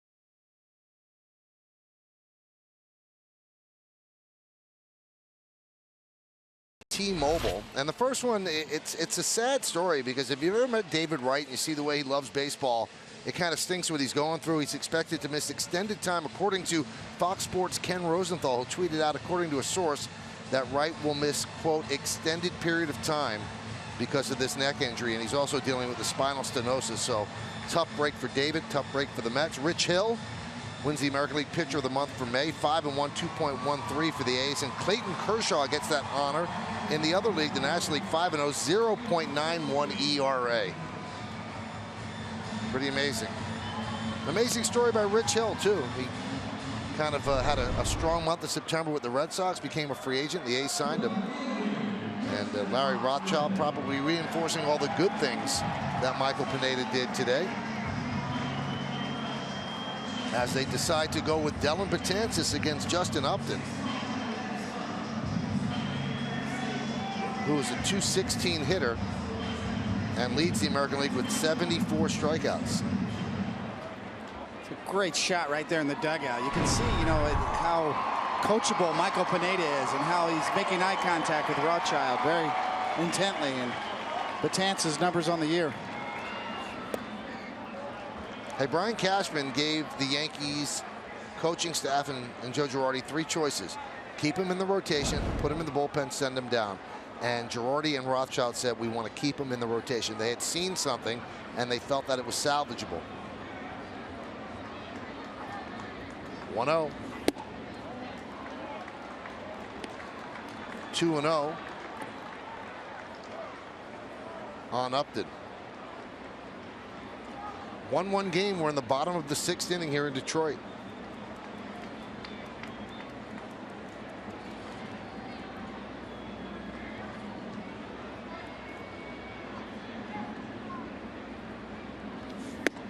There's a strike. Free and easy, 99.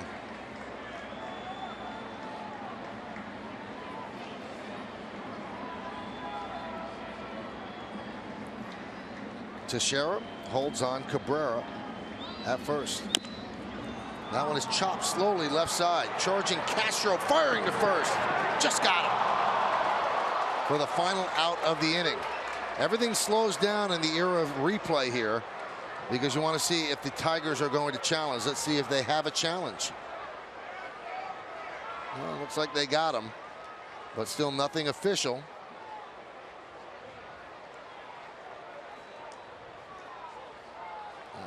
They will not challenge, and they shouldn't because the call was correct by Dale Scott at first. So Betances comes on to get the final out. No runs, a hit, no errors, and 1 man left. We go to the 7th. It's 1-1.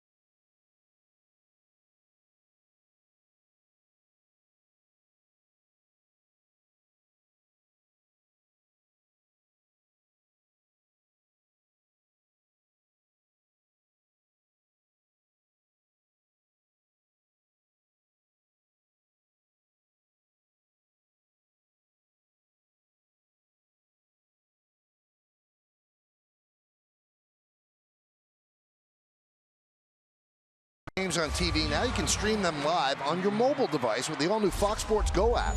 Download the app and take the Yankees on Yes with you wherever you go. Available only for DirecTV, Optimum, and Time Warner Cable subscribers. The boos signal the arrival of A-Rod as he steps to the plate to lead off the 7th inning. And Matt Boyd still in there. A-Rod is 0 for 2. Drove one into the corner to the wall in left field in the 2nd inning, and then struck out looking in the 5th. Fouls off the first pitch here in the 7th.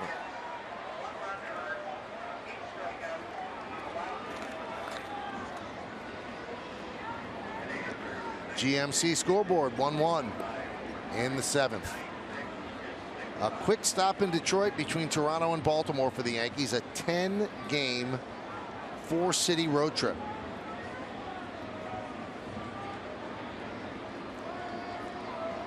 And the 0-1. Yankees will play 40 games in 41 nights. And that's not easy. Early in the season, they shouldn't be that worn down, but that many games in a row, it wears on you. A-Rod with a single to left center field.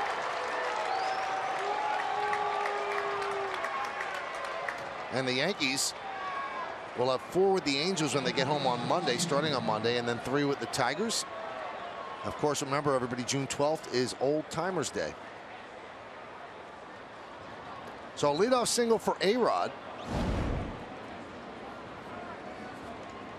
I guess the temptation for Joe is to pinch run for A-Rod here in a 1-1 game, but he might come up again in a tie game in the 9th, so they're going to keep him at first. As Headley rips one to center field, it's a base hit. So the Yankees are getting to Boyd. 3 hits in the 6th, now 2 hits here in the 7th.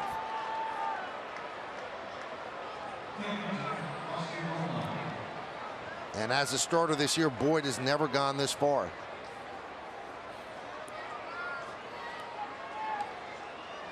All right, David, let's manage. You have Romine bunt? Probably in this situation with nobody out in first and second. You know, I'm not a big fan of the bunt, certainly not the straight sacrifice with just a man on first, but in this situation, in a 1-1 game in the 7th inning, yes, it's a positive play. And with that bullpen that you're sporting. The key is executing the bunt. It's easy to say go ahead and bunt. You've got Alex at second. Doesn't run as well as he once did, so you've got to guard against a wheel play defensive. That's why the visit to the mound here. How are they going to counter the bunt? One of the best ways, as we've talked about and noted many times, the wheel play where the third baseman and the first baseman crash and charge and the shortstop goes to cover third and you try to cut down Alex Rodriguez at third base.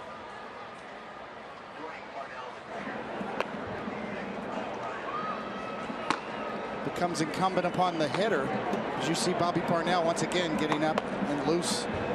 Becomes incumbent upon the hitter to recognize the wheel play and pull the bat back and maybe try to slap a ground ball through the vacated middle infield. Well, the Tigers are expecting a bunt. Cabrera's in on the grass at third. Castellanos kind of hedging his bet in the cutoff at third. And there's a bunt, third base side foul. They didn't have the wheel play on, and in fact, Iglesias was moving into second behind A-Rod. Looked like they had a miscommunication there. Now Joe Espada wants to verbally give the sign to Romine.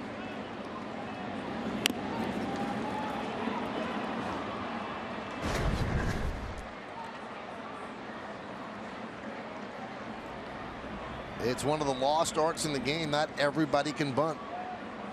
And you shrug your shoulder. Oh, how's that possible? It's possible. It's a slugger's game.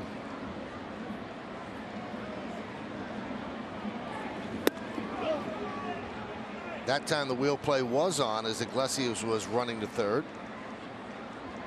Now Espada is signaling to A-Rod, expand your lead because the shortstop's breaking to third. Not sure if Romine recognized and pulled back on that one. Caught a break that it was out of the strike zone.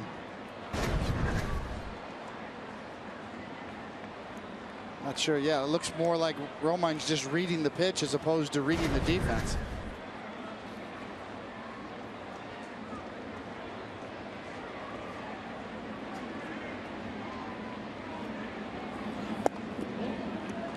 Two and one.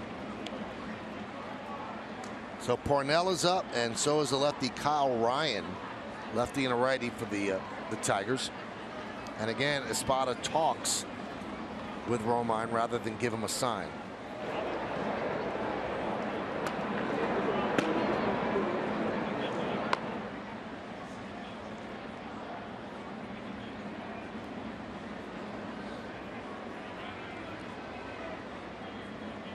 A-Rod's at second. Headley is at first. Bunted in front of the plate, and they will fire to third, and they get the out. Now Joe Espada is pointing into the Yankee dugouts to take a look at that, because for some reason Castellanos was trying to tag A-Rod when all he had to do was step on the bag. It was a force.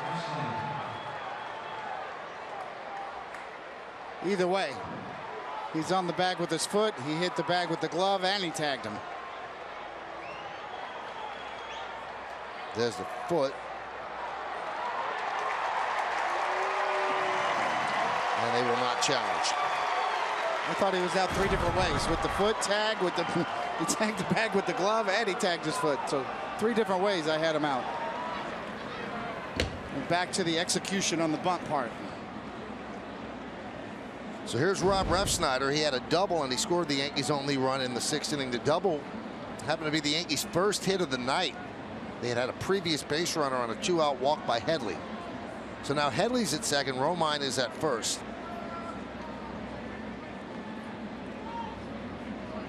Boyd deals. Base hit left field.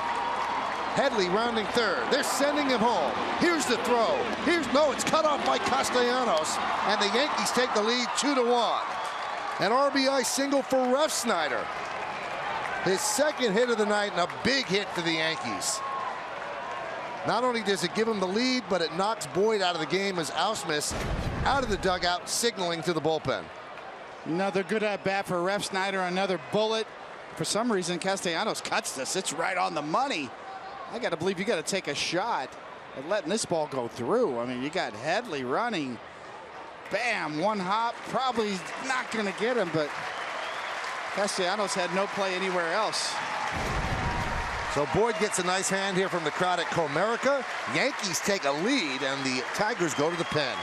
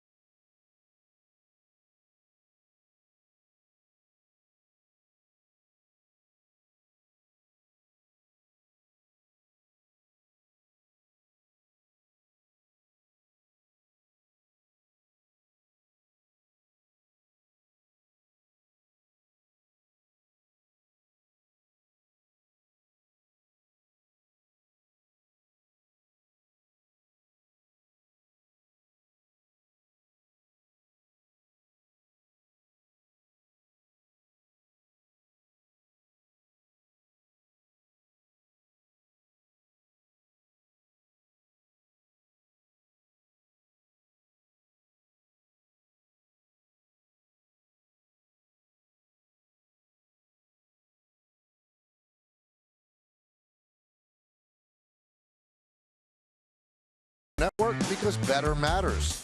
Good pitching matchup, huh? Nathan Eovaldi 6-2, 3.71. Chris Tillman 7-1, 2.92 for the O's. Our coverage on Yes begins at 6:30 p.m.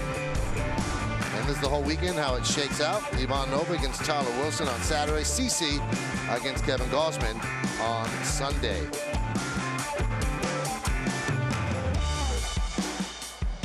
So a big hit for Rob Refsnyder, getting to start at second base tonight.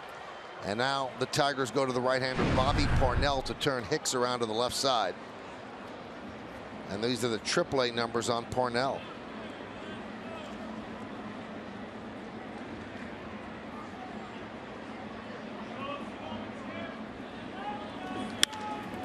Grounded left side and off the glove of a diving Iglesias into left field.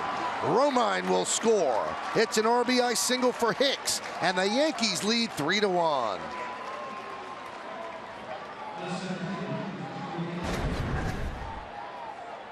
See Hicks going well with this pitch and a bad hop.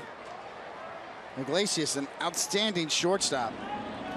But this ball's picking up steam. And the ricochet helps. That's going to help Romine score easily. And thanks for coming. So Parnell faces just one batter with the lefty Ellsbury due up. We'll see Kyle Ryan.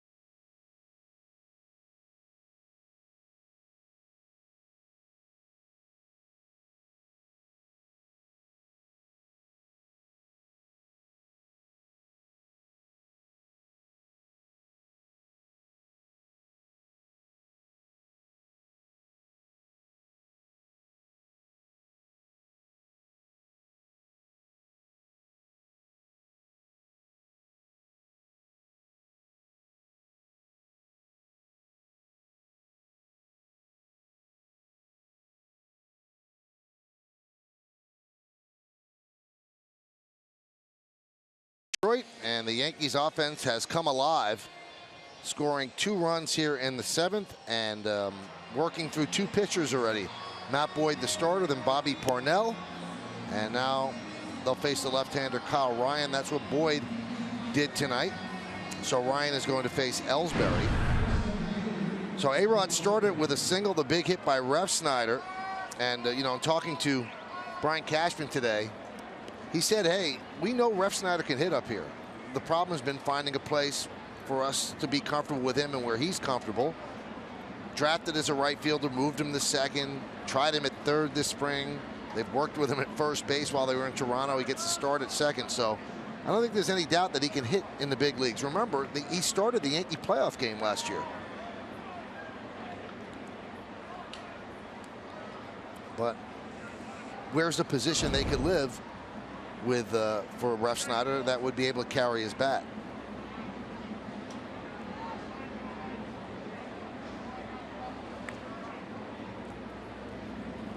Ellsbury rips one to right field. It is a base hit. Refsnyder scores. Hicks is rounding third. They're waving him home. Here's the throw. He's in there. It's a double and 2 ribbies. Moving to third on the throw for Ellsbury, and the Yankees lead 5-1.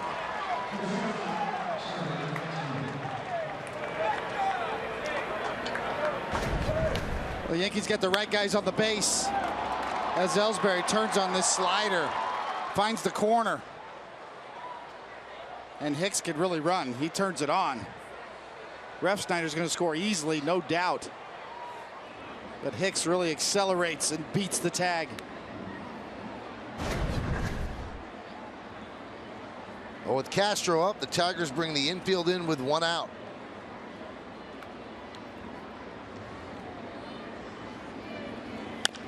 And that one is chopped to Cabrera. He goes up to get it, holds Ellsbury at third, steps on the bag, 2 outs.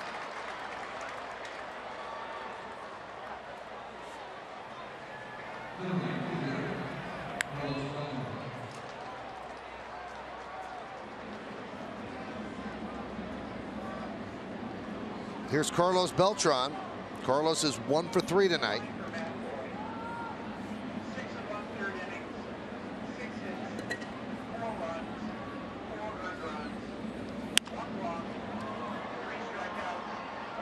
Foul down the left field line and out of play.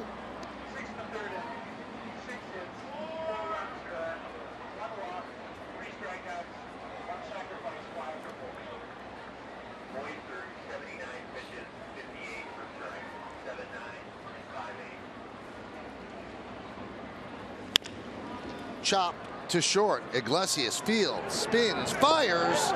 Just got Beltran for the final out of the 7th. But the Yankee offense awakens from its long slumber. They put 4 runs on the board. They lead 5-1.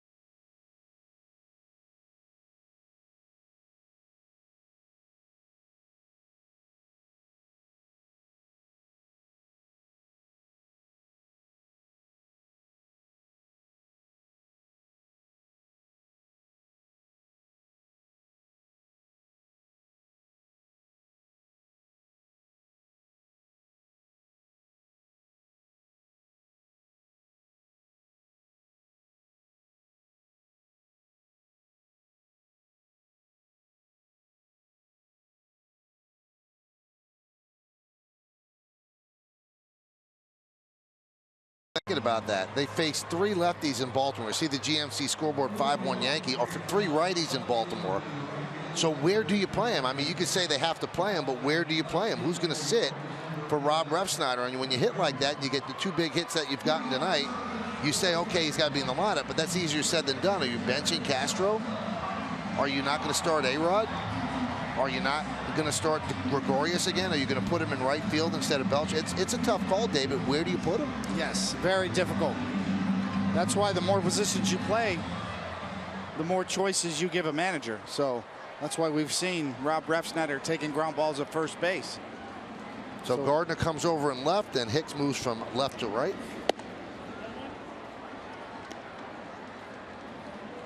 Yeah, I don't know if he's worked enough at first base where they'd be comfortable starting him there. It's a tough call.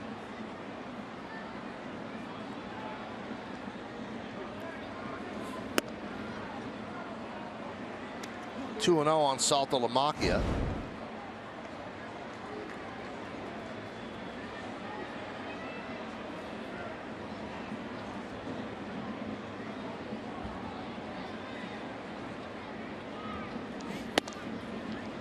(3-0).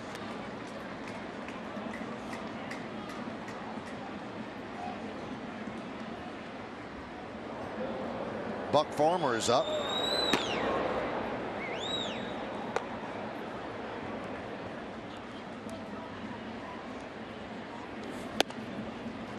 And a walk issued by Dylan Betances.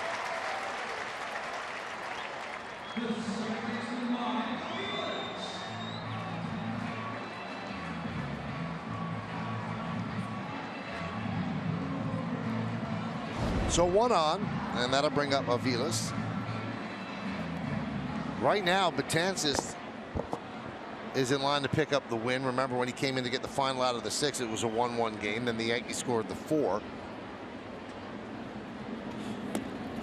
And he's thrown 5 straight out of the zone. That one gets by Romine as Saltalamacchia moves to second.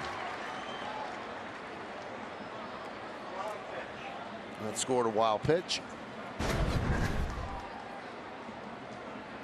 Yep, that's a wild pitch. It's in the other batter's box. Plus, the sharp break of Betances' breaking ball, very hard to snag.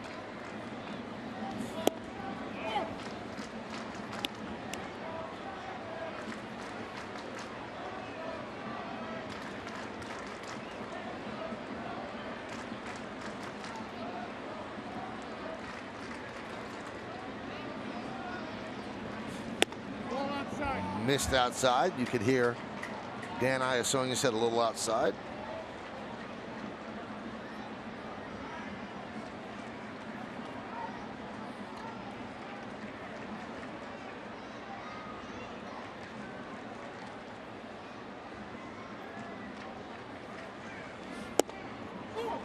Two and two.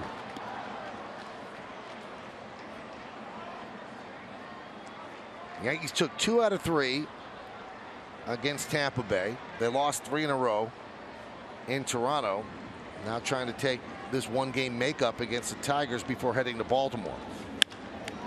Slowed down by Betances off the glove of a diving Refsnyder, and it trickles into center field. A run will score. Aviles goes to second, and it's 5-2 Yankees.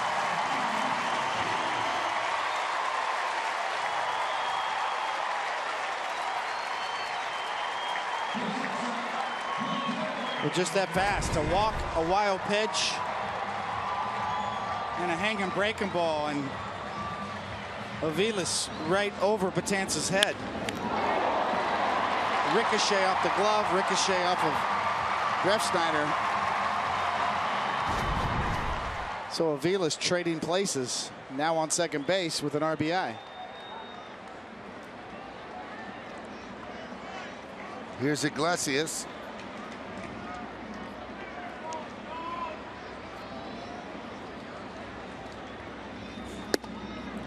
And a strike.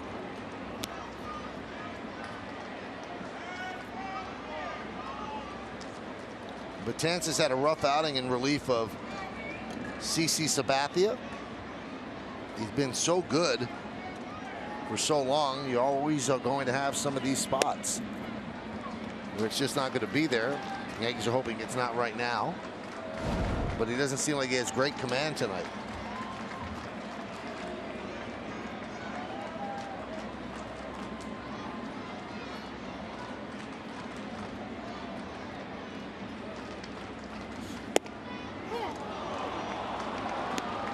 One and two.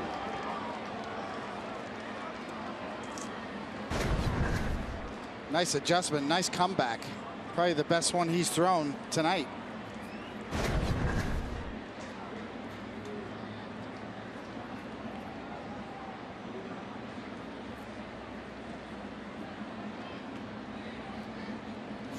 Swing and a miss, chased a high fastball, so he helps out Betances for the first out. Good choice. 99 up here.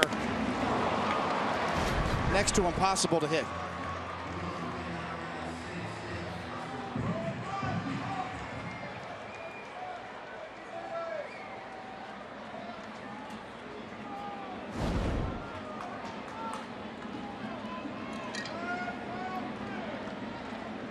Here's Cameron Maybin. When the Yankees came in April, actually the home opener for the Tigers, Anthony Gose was their center fielder. Maybin was injured, and now Maybin back. Gotten off to a nice start, 4-11, a home run and 7 ribbies.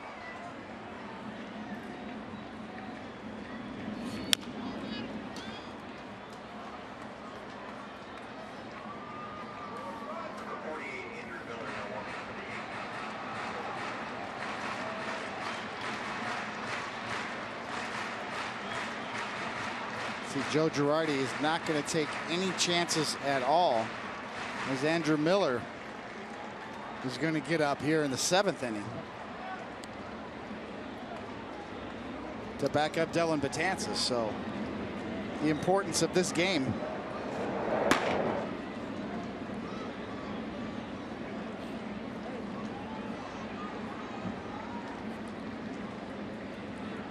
Maybin tonight 1 for 3.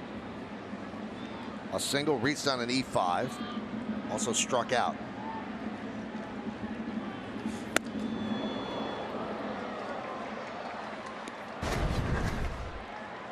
It's a previous foul ball.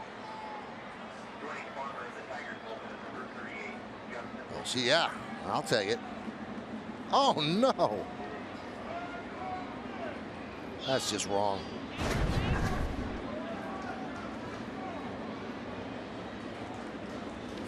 Swing and a miss.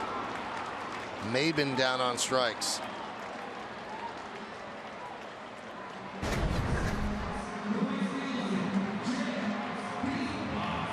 Now she's got it back. Is she going to throw it out there again? So the umpire did a nice job.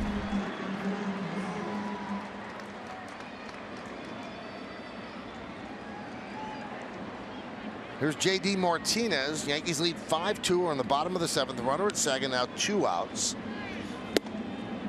And there's a strike on the breaking ball, 0-1.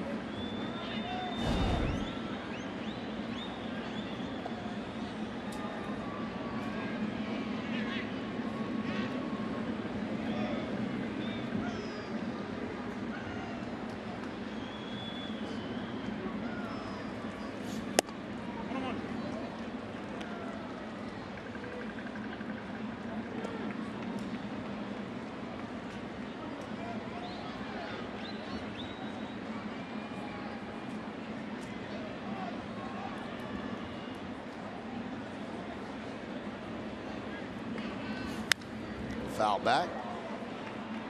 You know, it's always been with Dellin Betances about a 50-50 proposition between fastballs and breaking balls. Generally speaking, the fastball's kind of for show and the breaking ball is for dough. Tonight kind of reversed. 2 strikeouts with the fastball up. Breaking ball kind of a little inconsistent. Let's see what he goes with here. Another high heater maybe. He went with the breaking ball and caught the inside corner, so he strikes out 3 to get out of further trouble. 1 run, 1 hit, and 1 man left. We go to the 8th, 5-2 Yankees.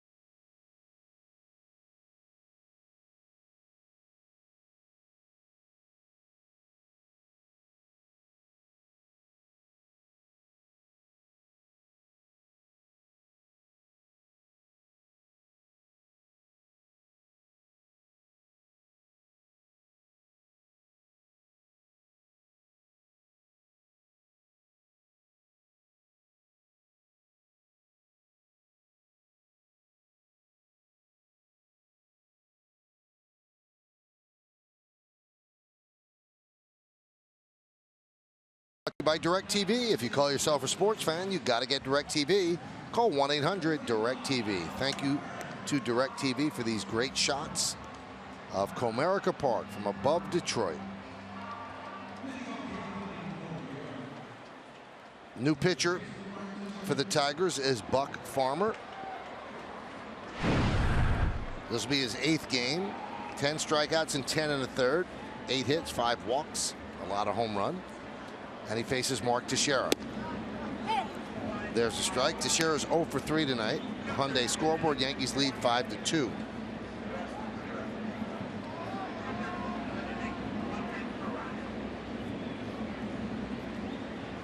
They rejigger the shift, and Farmer waits. Now they're where they have to be. 0-2. There used to be a guy named Buck Farmer on Hee Haw. You ever watch Hee Haw back in the day, Mike? I don't think I think it was Buck Owens.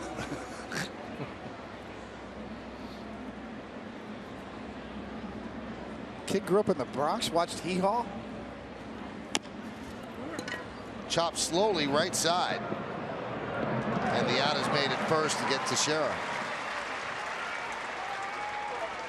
It was Buck Owens and Roy Clark. Yeah. You know, David, when I grew up, there weren't exactly 1,000 channels. That's true. There were a lot of choices. You had Hee Haw and Lawrence Welk. And don't date me that much. Here's A-Rod. He started the Yankees' 4-run rally in the 7th with a leadoff single. And a strike. That's right. John Moore tells me Laugh-In was on then, too. So that's true. That was a good show.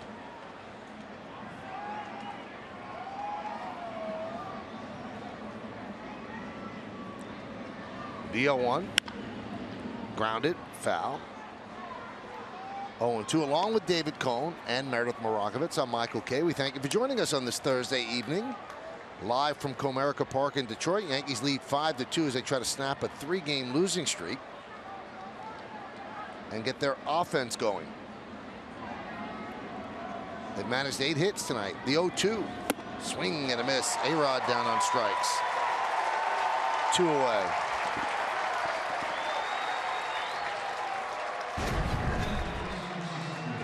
Good movement. Down and in, running hard, tying up Alex.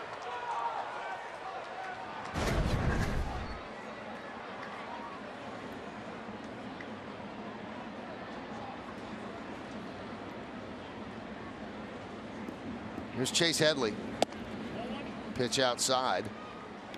1-0.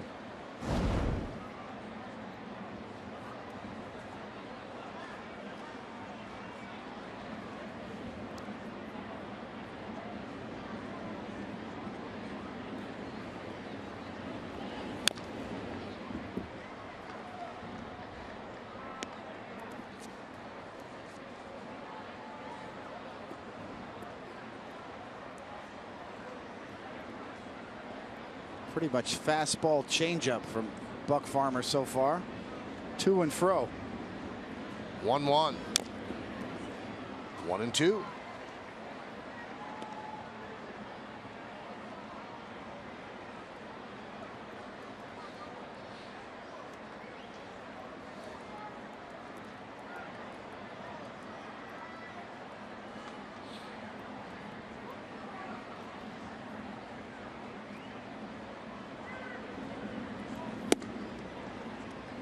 Fastball's high. 2-2. Headley's 1 for 2 tonight with a walk, bouncing back from his 4 strikeout performance last night. Average at .233, 3 homers and 11 runs batted in. Swing and a miss. Strong inning for Buck Farmer as the Yankees go down in order 1-2-3. We go to the bottom of the 8th. Yankees lead this one 5-2.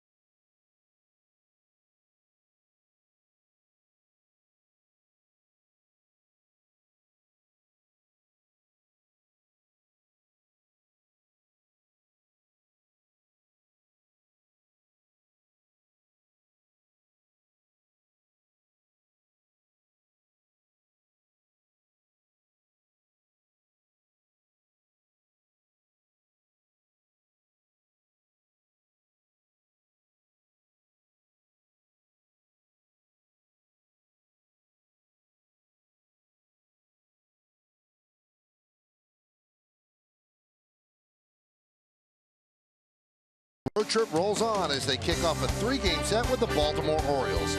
Don't miss the Chevy pregame, which starts at 6:30. Then Ken Singleton and I have the call from Camden Yards right here on Yes and streaming live on Fox Sports Go. Baltimore beat Boston 12-7 in that series.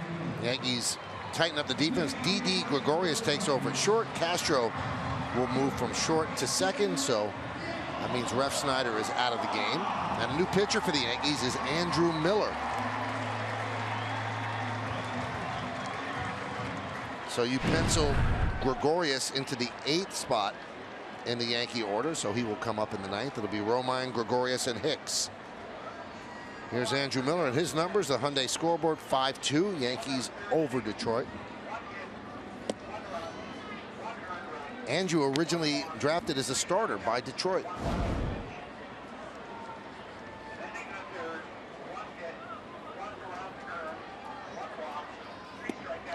And Andrew really didn't come into his own until Bobby Valentine, in that year managing the Red Sox, shortened up his delivery. They turned him into a full-time reliever, didn't mess with him as a starter. And here he is, one of the better left-handers in the game.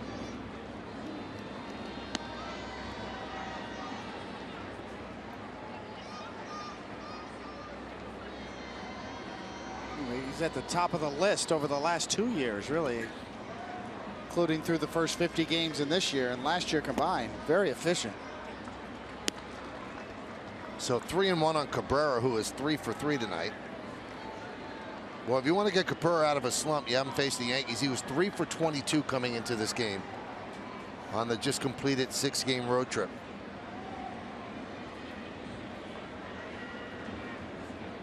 (3-1), and now he walks.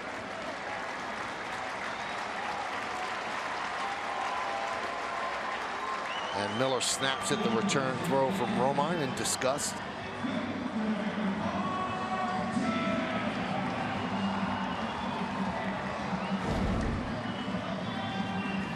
Almost see the look on Cabrera's face there, and with a 3-run lead, Miller throws a 3-1 breaking ball to him to walk him. That was a Cardinal sin 15-20 years ago.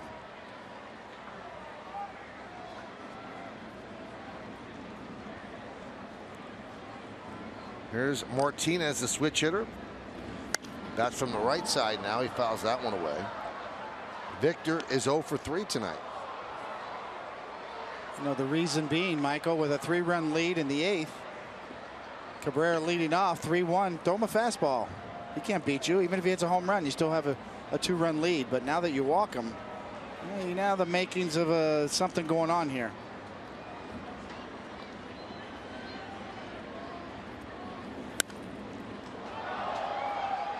Oh, 0-2. Old school philosophy was make him hit his way on. You got defenders out there, use your defense. Nowadays, you wonder why strikeouts are up.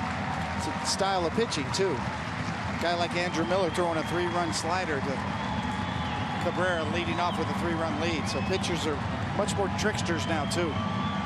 Not going by the conventional method of pitching. Very unpredictable nowadays. The 0-2. Swing and a miss. He strikes out Martinez, 1 away.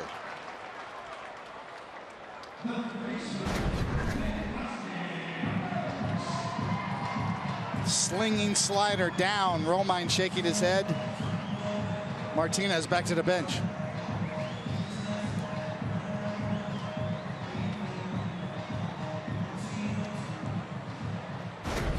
I love the energy of Romine behind the plate. Really works for his pitchers. We saw him really work with Pineda tonight, showing a lot of emotion back there, visiting the mound a few times. Gotta love his energy and his attitude back there.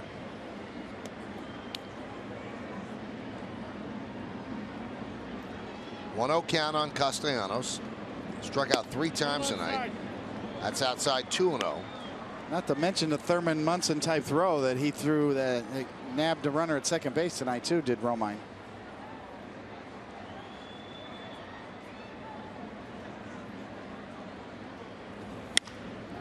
Driven the other way and foul.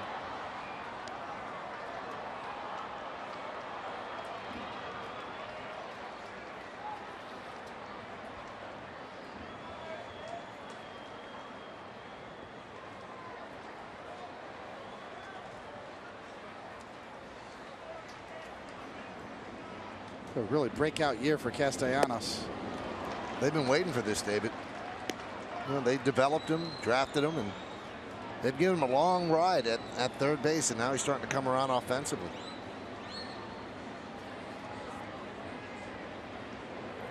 Count 2-2, trying to avoid the golden sombrero. Strike 3. He has to wear the hat. 4 strikeouts. He does not like the call.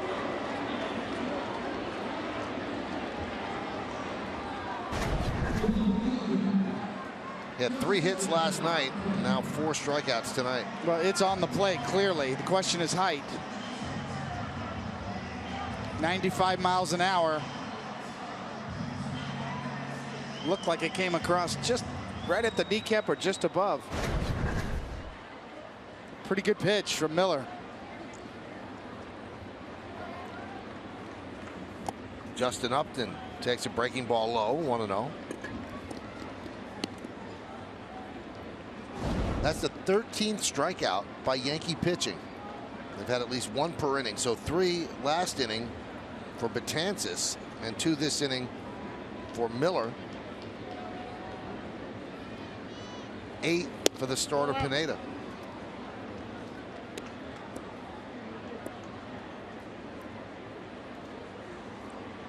Well, that was the story coming into this. How would Pineda pitch with really his spot in the rotation on the line? He gave the Yankees 5 2/3 and allowed 1 run and pitched well.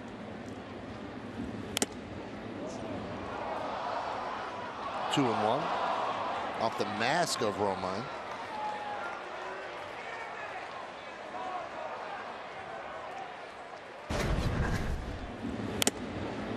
You don't see that too much. Not only off the mask, but then up over the screen into the stands.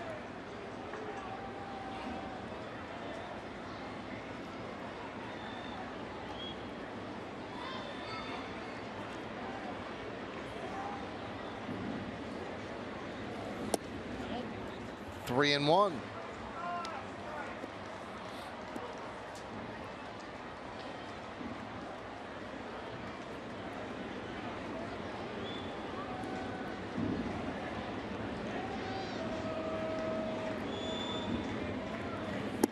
And he walked him.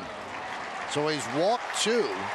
And because of this bout with wildness, that brings up Saltalamacchia as the tying run in the bottom of the 8th. But they might go to a switch hitter. They might go to a pinch hitter. Looks like they're going to. And it's going to be Ian Kinsler, who had a big night last night in the 3-0 win over the Angels.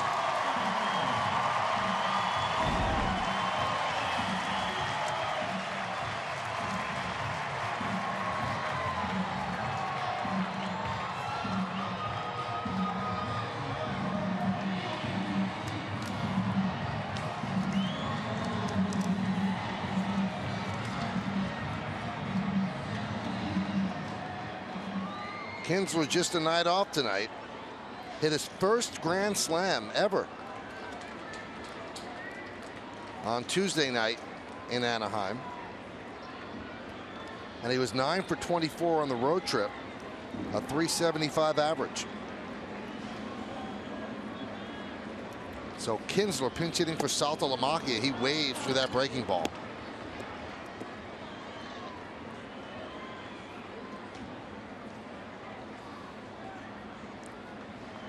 Tigers got in really late, or if you're looking at it from this perspective, early yesterday. Flight from Anaheim. And this is a makeup game for these two teams. This was supposed to be a day off for the Yankees in Baltimore. So Ausmus gave Kinsler the day off, but now Kinsler in a big spot here, 0-2 with runners on first and second and 2 outs.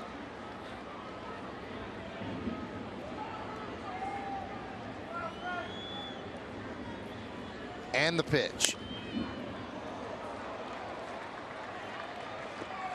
Fouled away. Kinsler's an underrated player in my mind, Michael. All those years in Texas, broke in 2006. Good defender. Had 195 career home runs. Over 330 doubles, 334. Really a good offensive player, having another good year this year. 11 homers.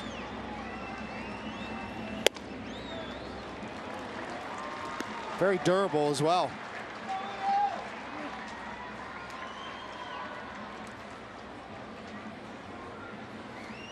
Played 161 games for the Tigers in 2014 and 154 last year. Grounded foul. It's a really good player. Second baseman, one of the best of his generation.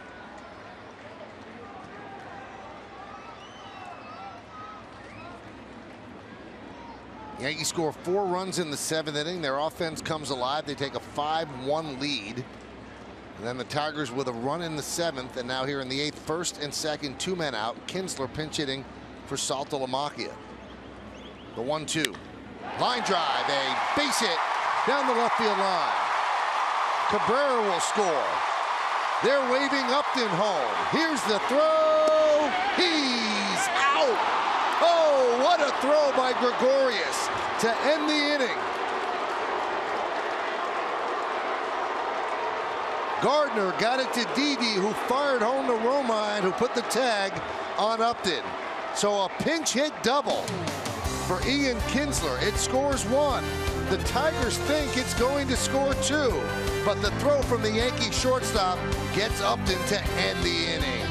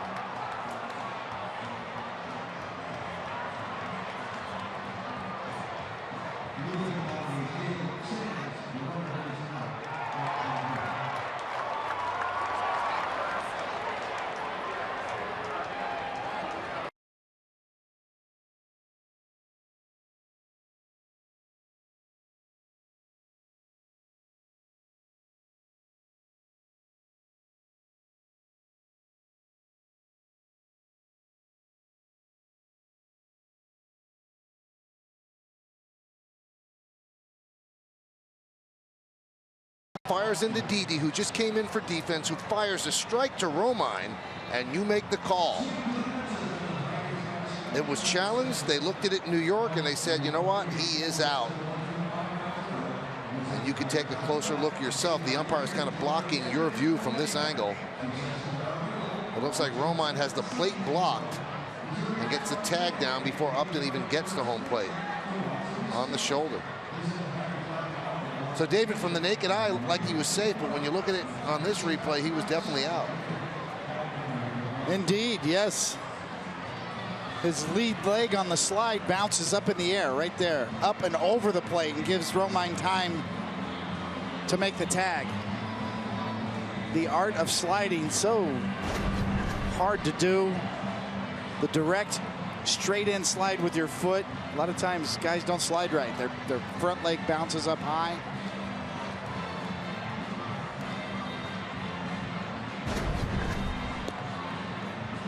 Let's take a look at this angle. And his arms are kind of up there to be tagged, and Romine got the tag. It looked like on the right upper arm before Upton's foot could even touch home plate. So Girardi makes the right defensive move, bringing in Gregorius, who makes a perfect throw to Romine. And the Yankees lead by 2, 5-3. It's a very difficult play for base runners, not one that you practice a lot, but that wasn't a very good slide. Not directly into home plate, quick, get low. Seemed like he was a little bit late and his front leg bounced up high.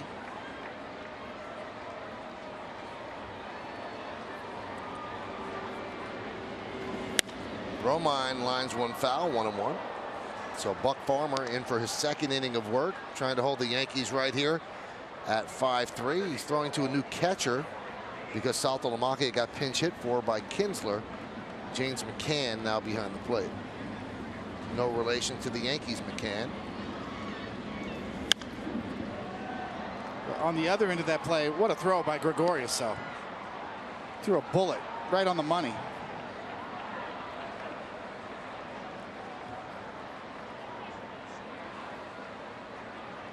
Jeter used to make that throw so well, especially from the foul line. He'd thread the needle between the runner and get it to home plate, and they usually got the runner. So good throw by Didi. Ground ball right side. Grabbed by Aviles. One away. Let's take one more look at the relay. Good on both ends, David. Yes, Gardner, excellent. Same with Didi. And Romine with a little sneaky move right at the end here. He's given room and then blocks the plate at the last minute almost. Almost kicks him off. Another part of the new rules that's so hard to interpret. Romine gave him room to slide and at the last minute kicked him off. Didi Gregorius, his first at bat of the night after coming in for defense. Count 1-0. Ball got loose in the outfield out of the bullpen, so grounds crew member chased it down. Aroldis Chapman getting ready for the 9th inning. It's one of his throws in warming up that threw it right through the wall. Put a hole in the wall.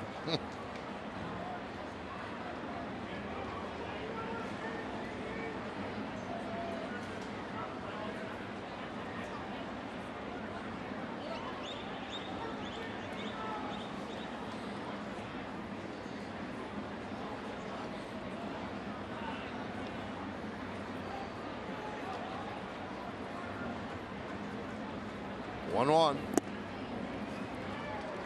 2-1.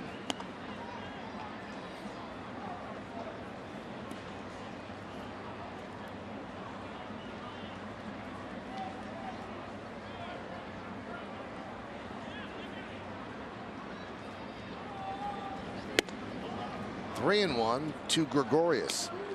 Ref Snyder was in the spot before the defensive change, and he had a big night. Doubled, scored the Yankees' first run. That was in the 5th, and then drove in the run that broke the tie in the 7th on a single. 3-2.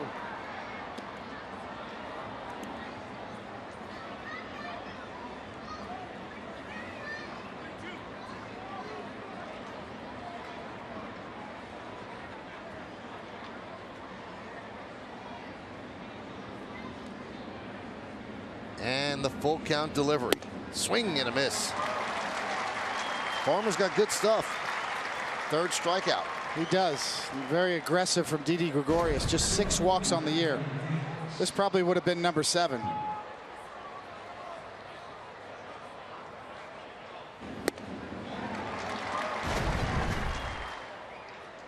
That's going to bring up Aaron Hicks, who had a big hit in that 4-run 7th inning, a single through the left side, batting from the left side. Chopped to first. Cabrera knocks it down, flips to Farmer, and Farmer was perfect through 2 innings, 6 up, 6 down. Well, the Tigers will try to come back against that man, Aroldis Chapman, next.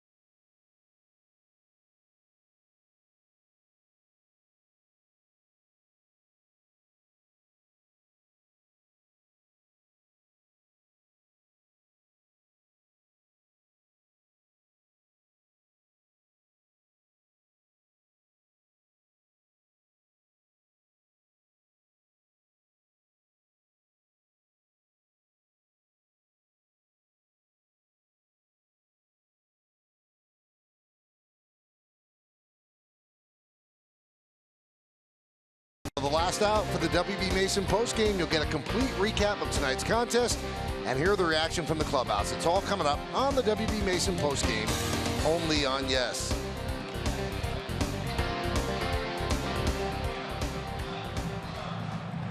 So now it's up to Chapman. Betances gave up a run. Miller gave up a run. And now they turn to Chapman to try to pick up his 8th save in as many opportunities.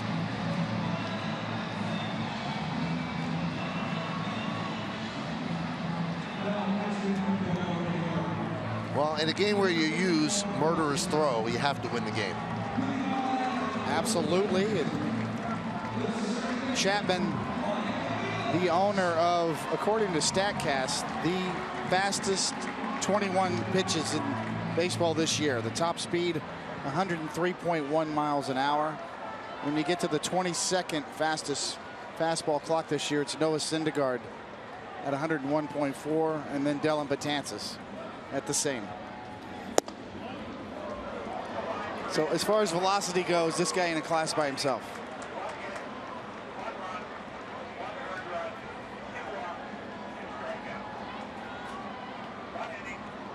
.10 on Aviles. Had an RBI double against Betances.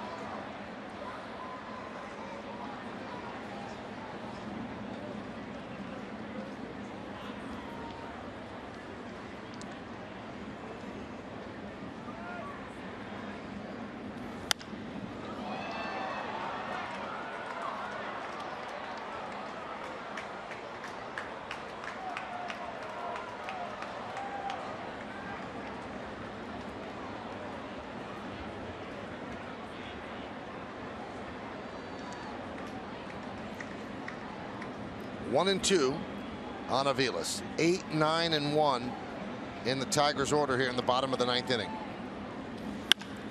And there's a base hit to right field. Second hit for Aviles.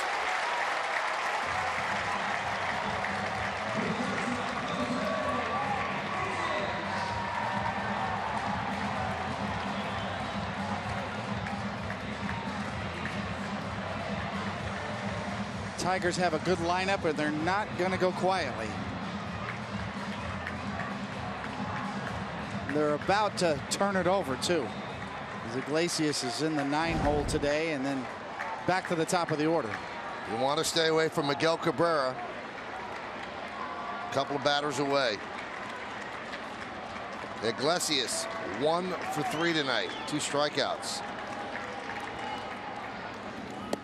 And that one gets away from Romine. That should be a pass ball. Moving to second is Aviles. Ball really took off on Chapman. Boy, you can see the life and the spin that Chapman generates. Romine thinking away. Boy, that ball kind of sailed on him a little bit. Sometimes there can be a little bit of a scuff on the ball that makes it take off. And that scored a wild pitch. Not a whole lot of reaction time. Crowd of 28,213 has come alive here in the bottom of the 9th inning. Tigers against one of the most dominant closers in the game. Aviles leads off second, nobody out. Yankees lead 5-3. And the pitch. 2-0.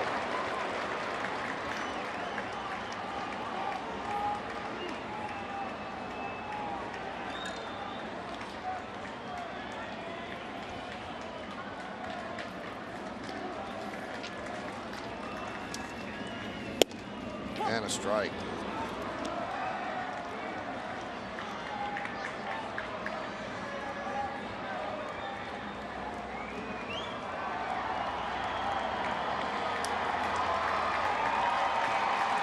Two and one. Runner at second. Yankees trying to snap a 3-game losing streak. Tigers snapped a 4-game losing streak last night with a 3-0 victory over the Angels in Anaheim.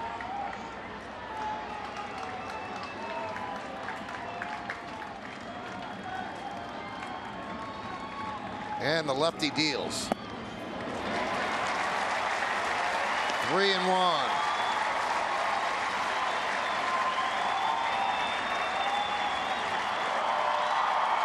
This is the first time that Romine is catching Chapman in the regular season.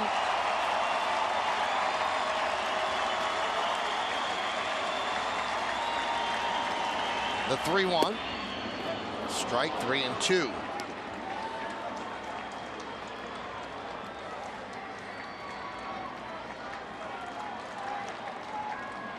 Chapman tried a slider on 2-1. I would anticipate a fastball again here.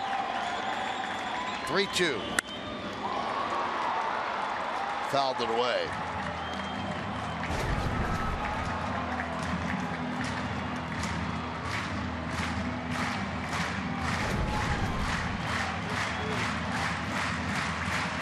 Now the reason, Michael, obviously, once again, you have to throw the pitch that you have the best control of. For Chapman, that's his fastball. Because if you walk this guy with anything else but a fastball, now you're bringing the winning run to the plate. Even if Iglesias hits a home run here, it's still a tie game.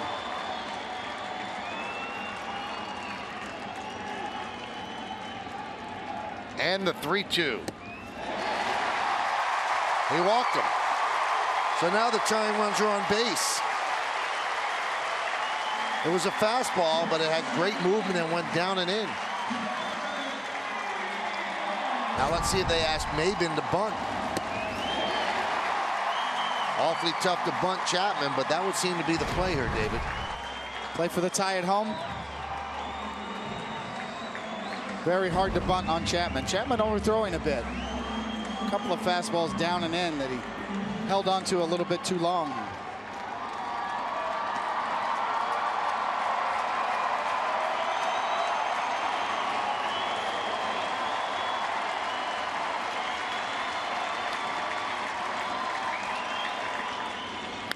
And he bunts right to Headley, who fires low, and Maben is safe to load the bases. Maben has great speed, and the scoop was made by Castro, but just not in time.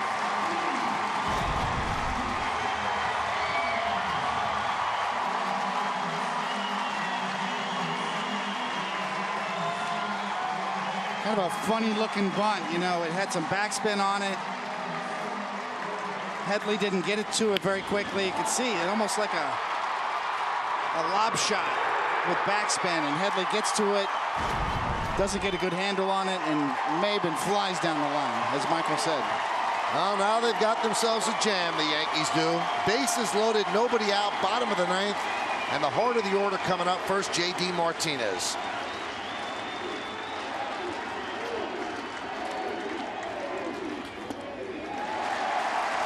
The command not there so far tonight for Chapman as he deals low 1-0. Aviles at third, Iglesias at second, and Maben at first. The speed gets better from third to first.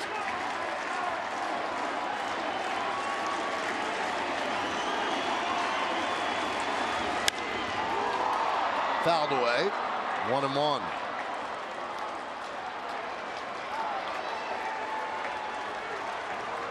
Well, the best arm in the Yankee outfield obviously belongs to Aaron Hicks in right. And a righty batter at the plate, in all likelihood, would hit the ball to right field. Just trying to stay with the fastball that way.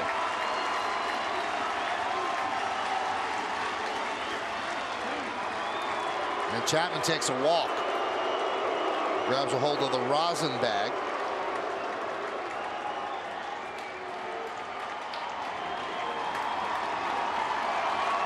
Well, Chapman has made it interesting here in the bottom of the ninth inning in Motown.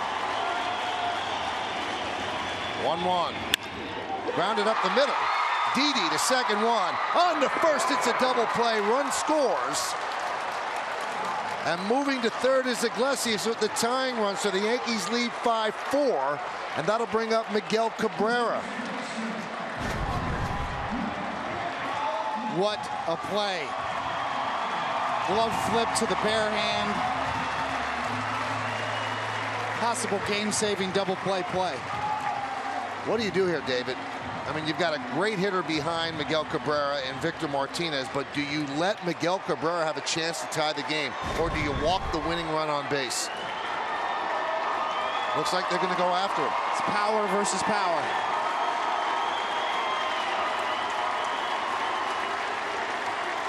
He's only faced him twice, does not have a hit in those 2 at-bats. Power against power. The pitch. Ground ball to second.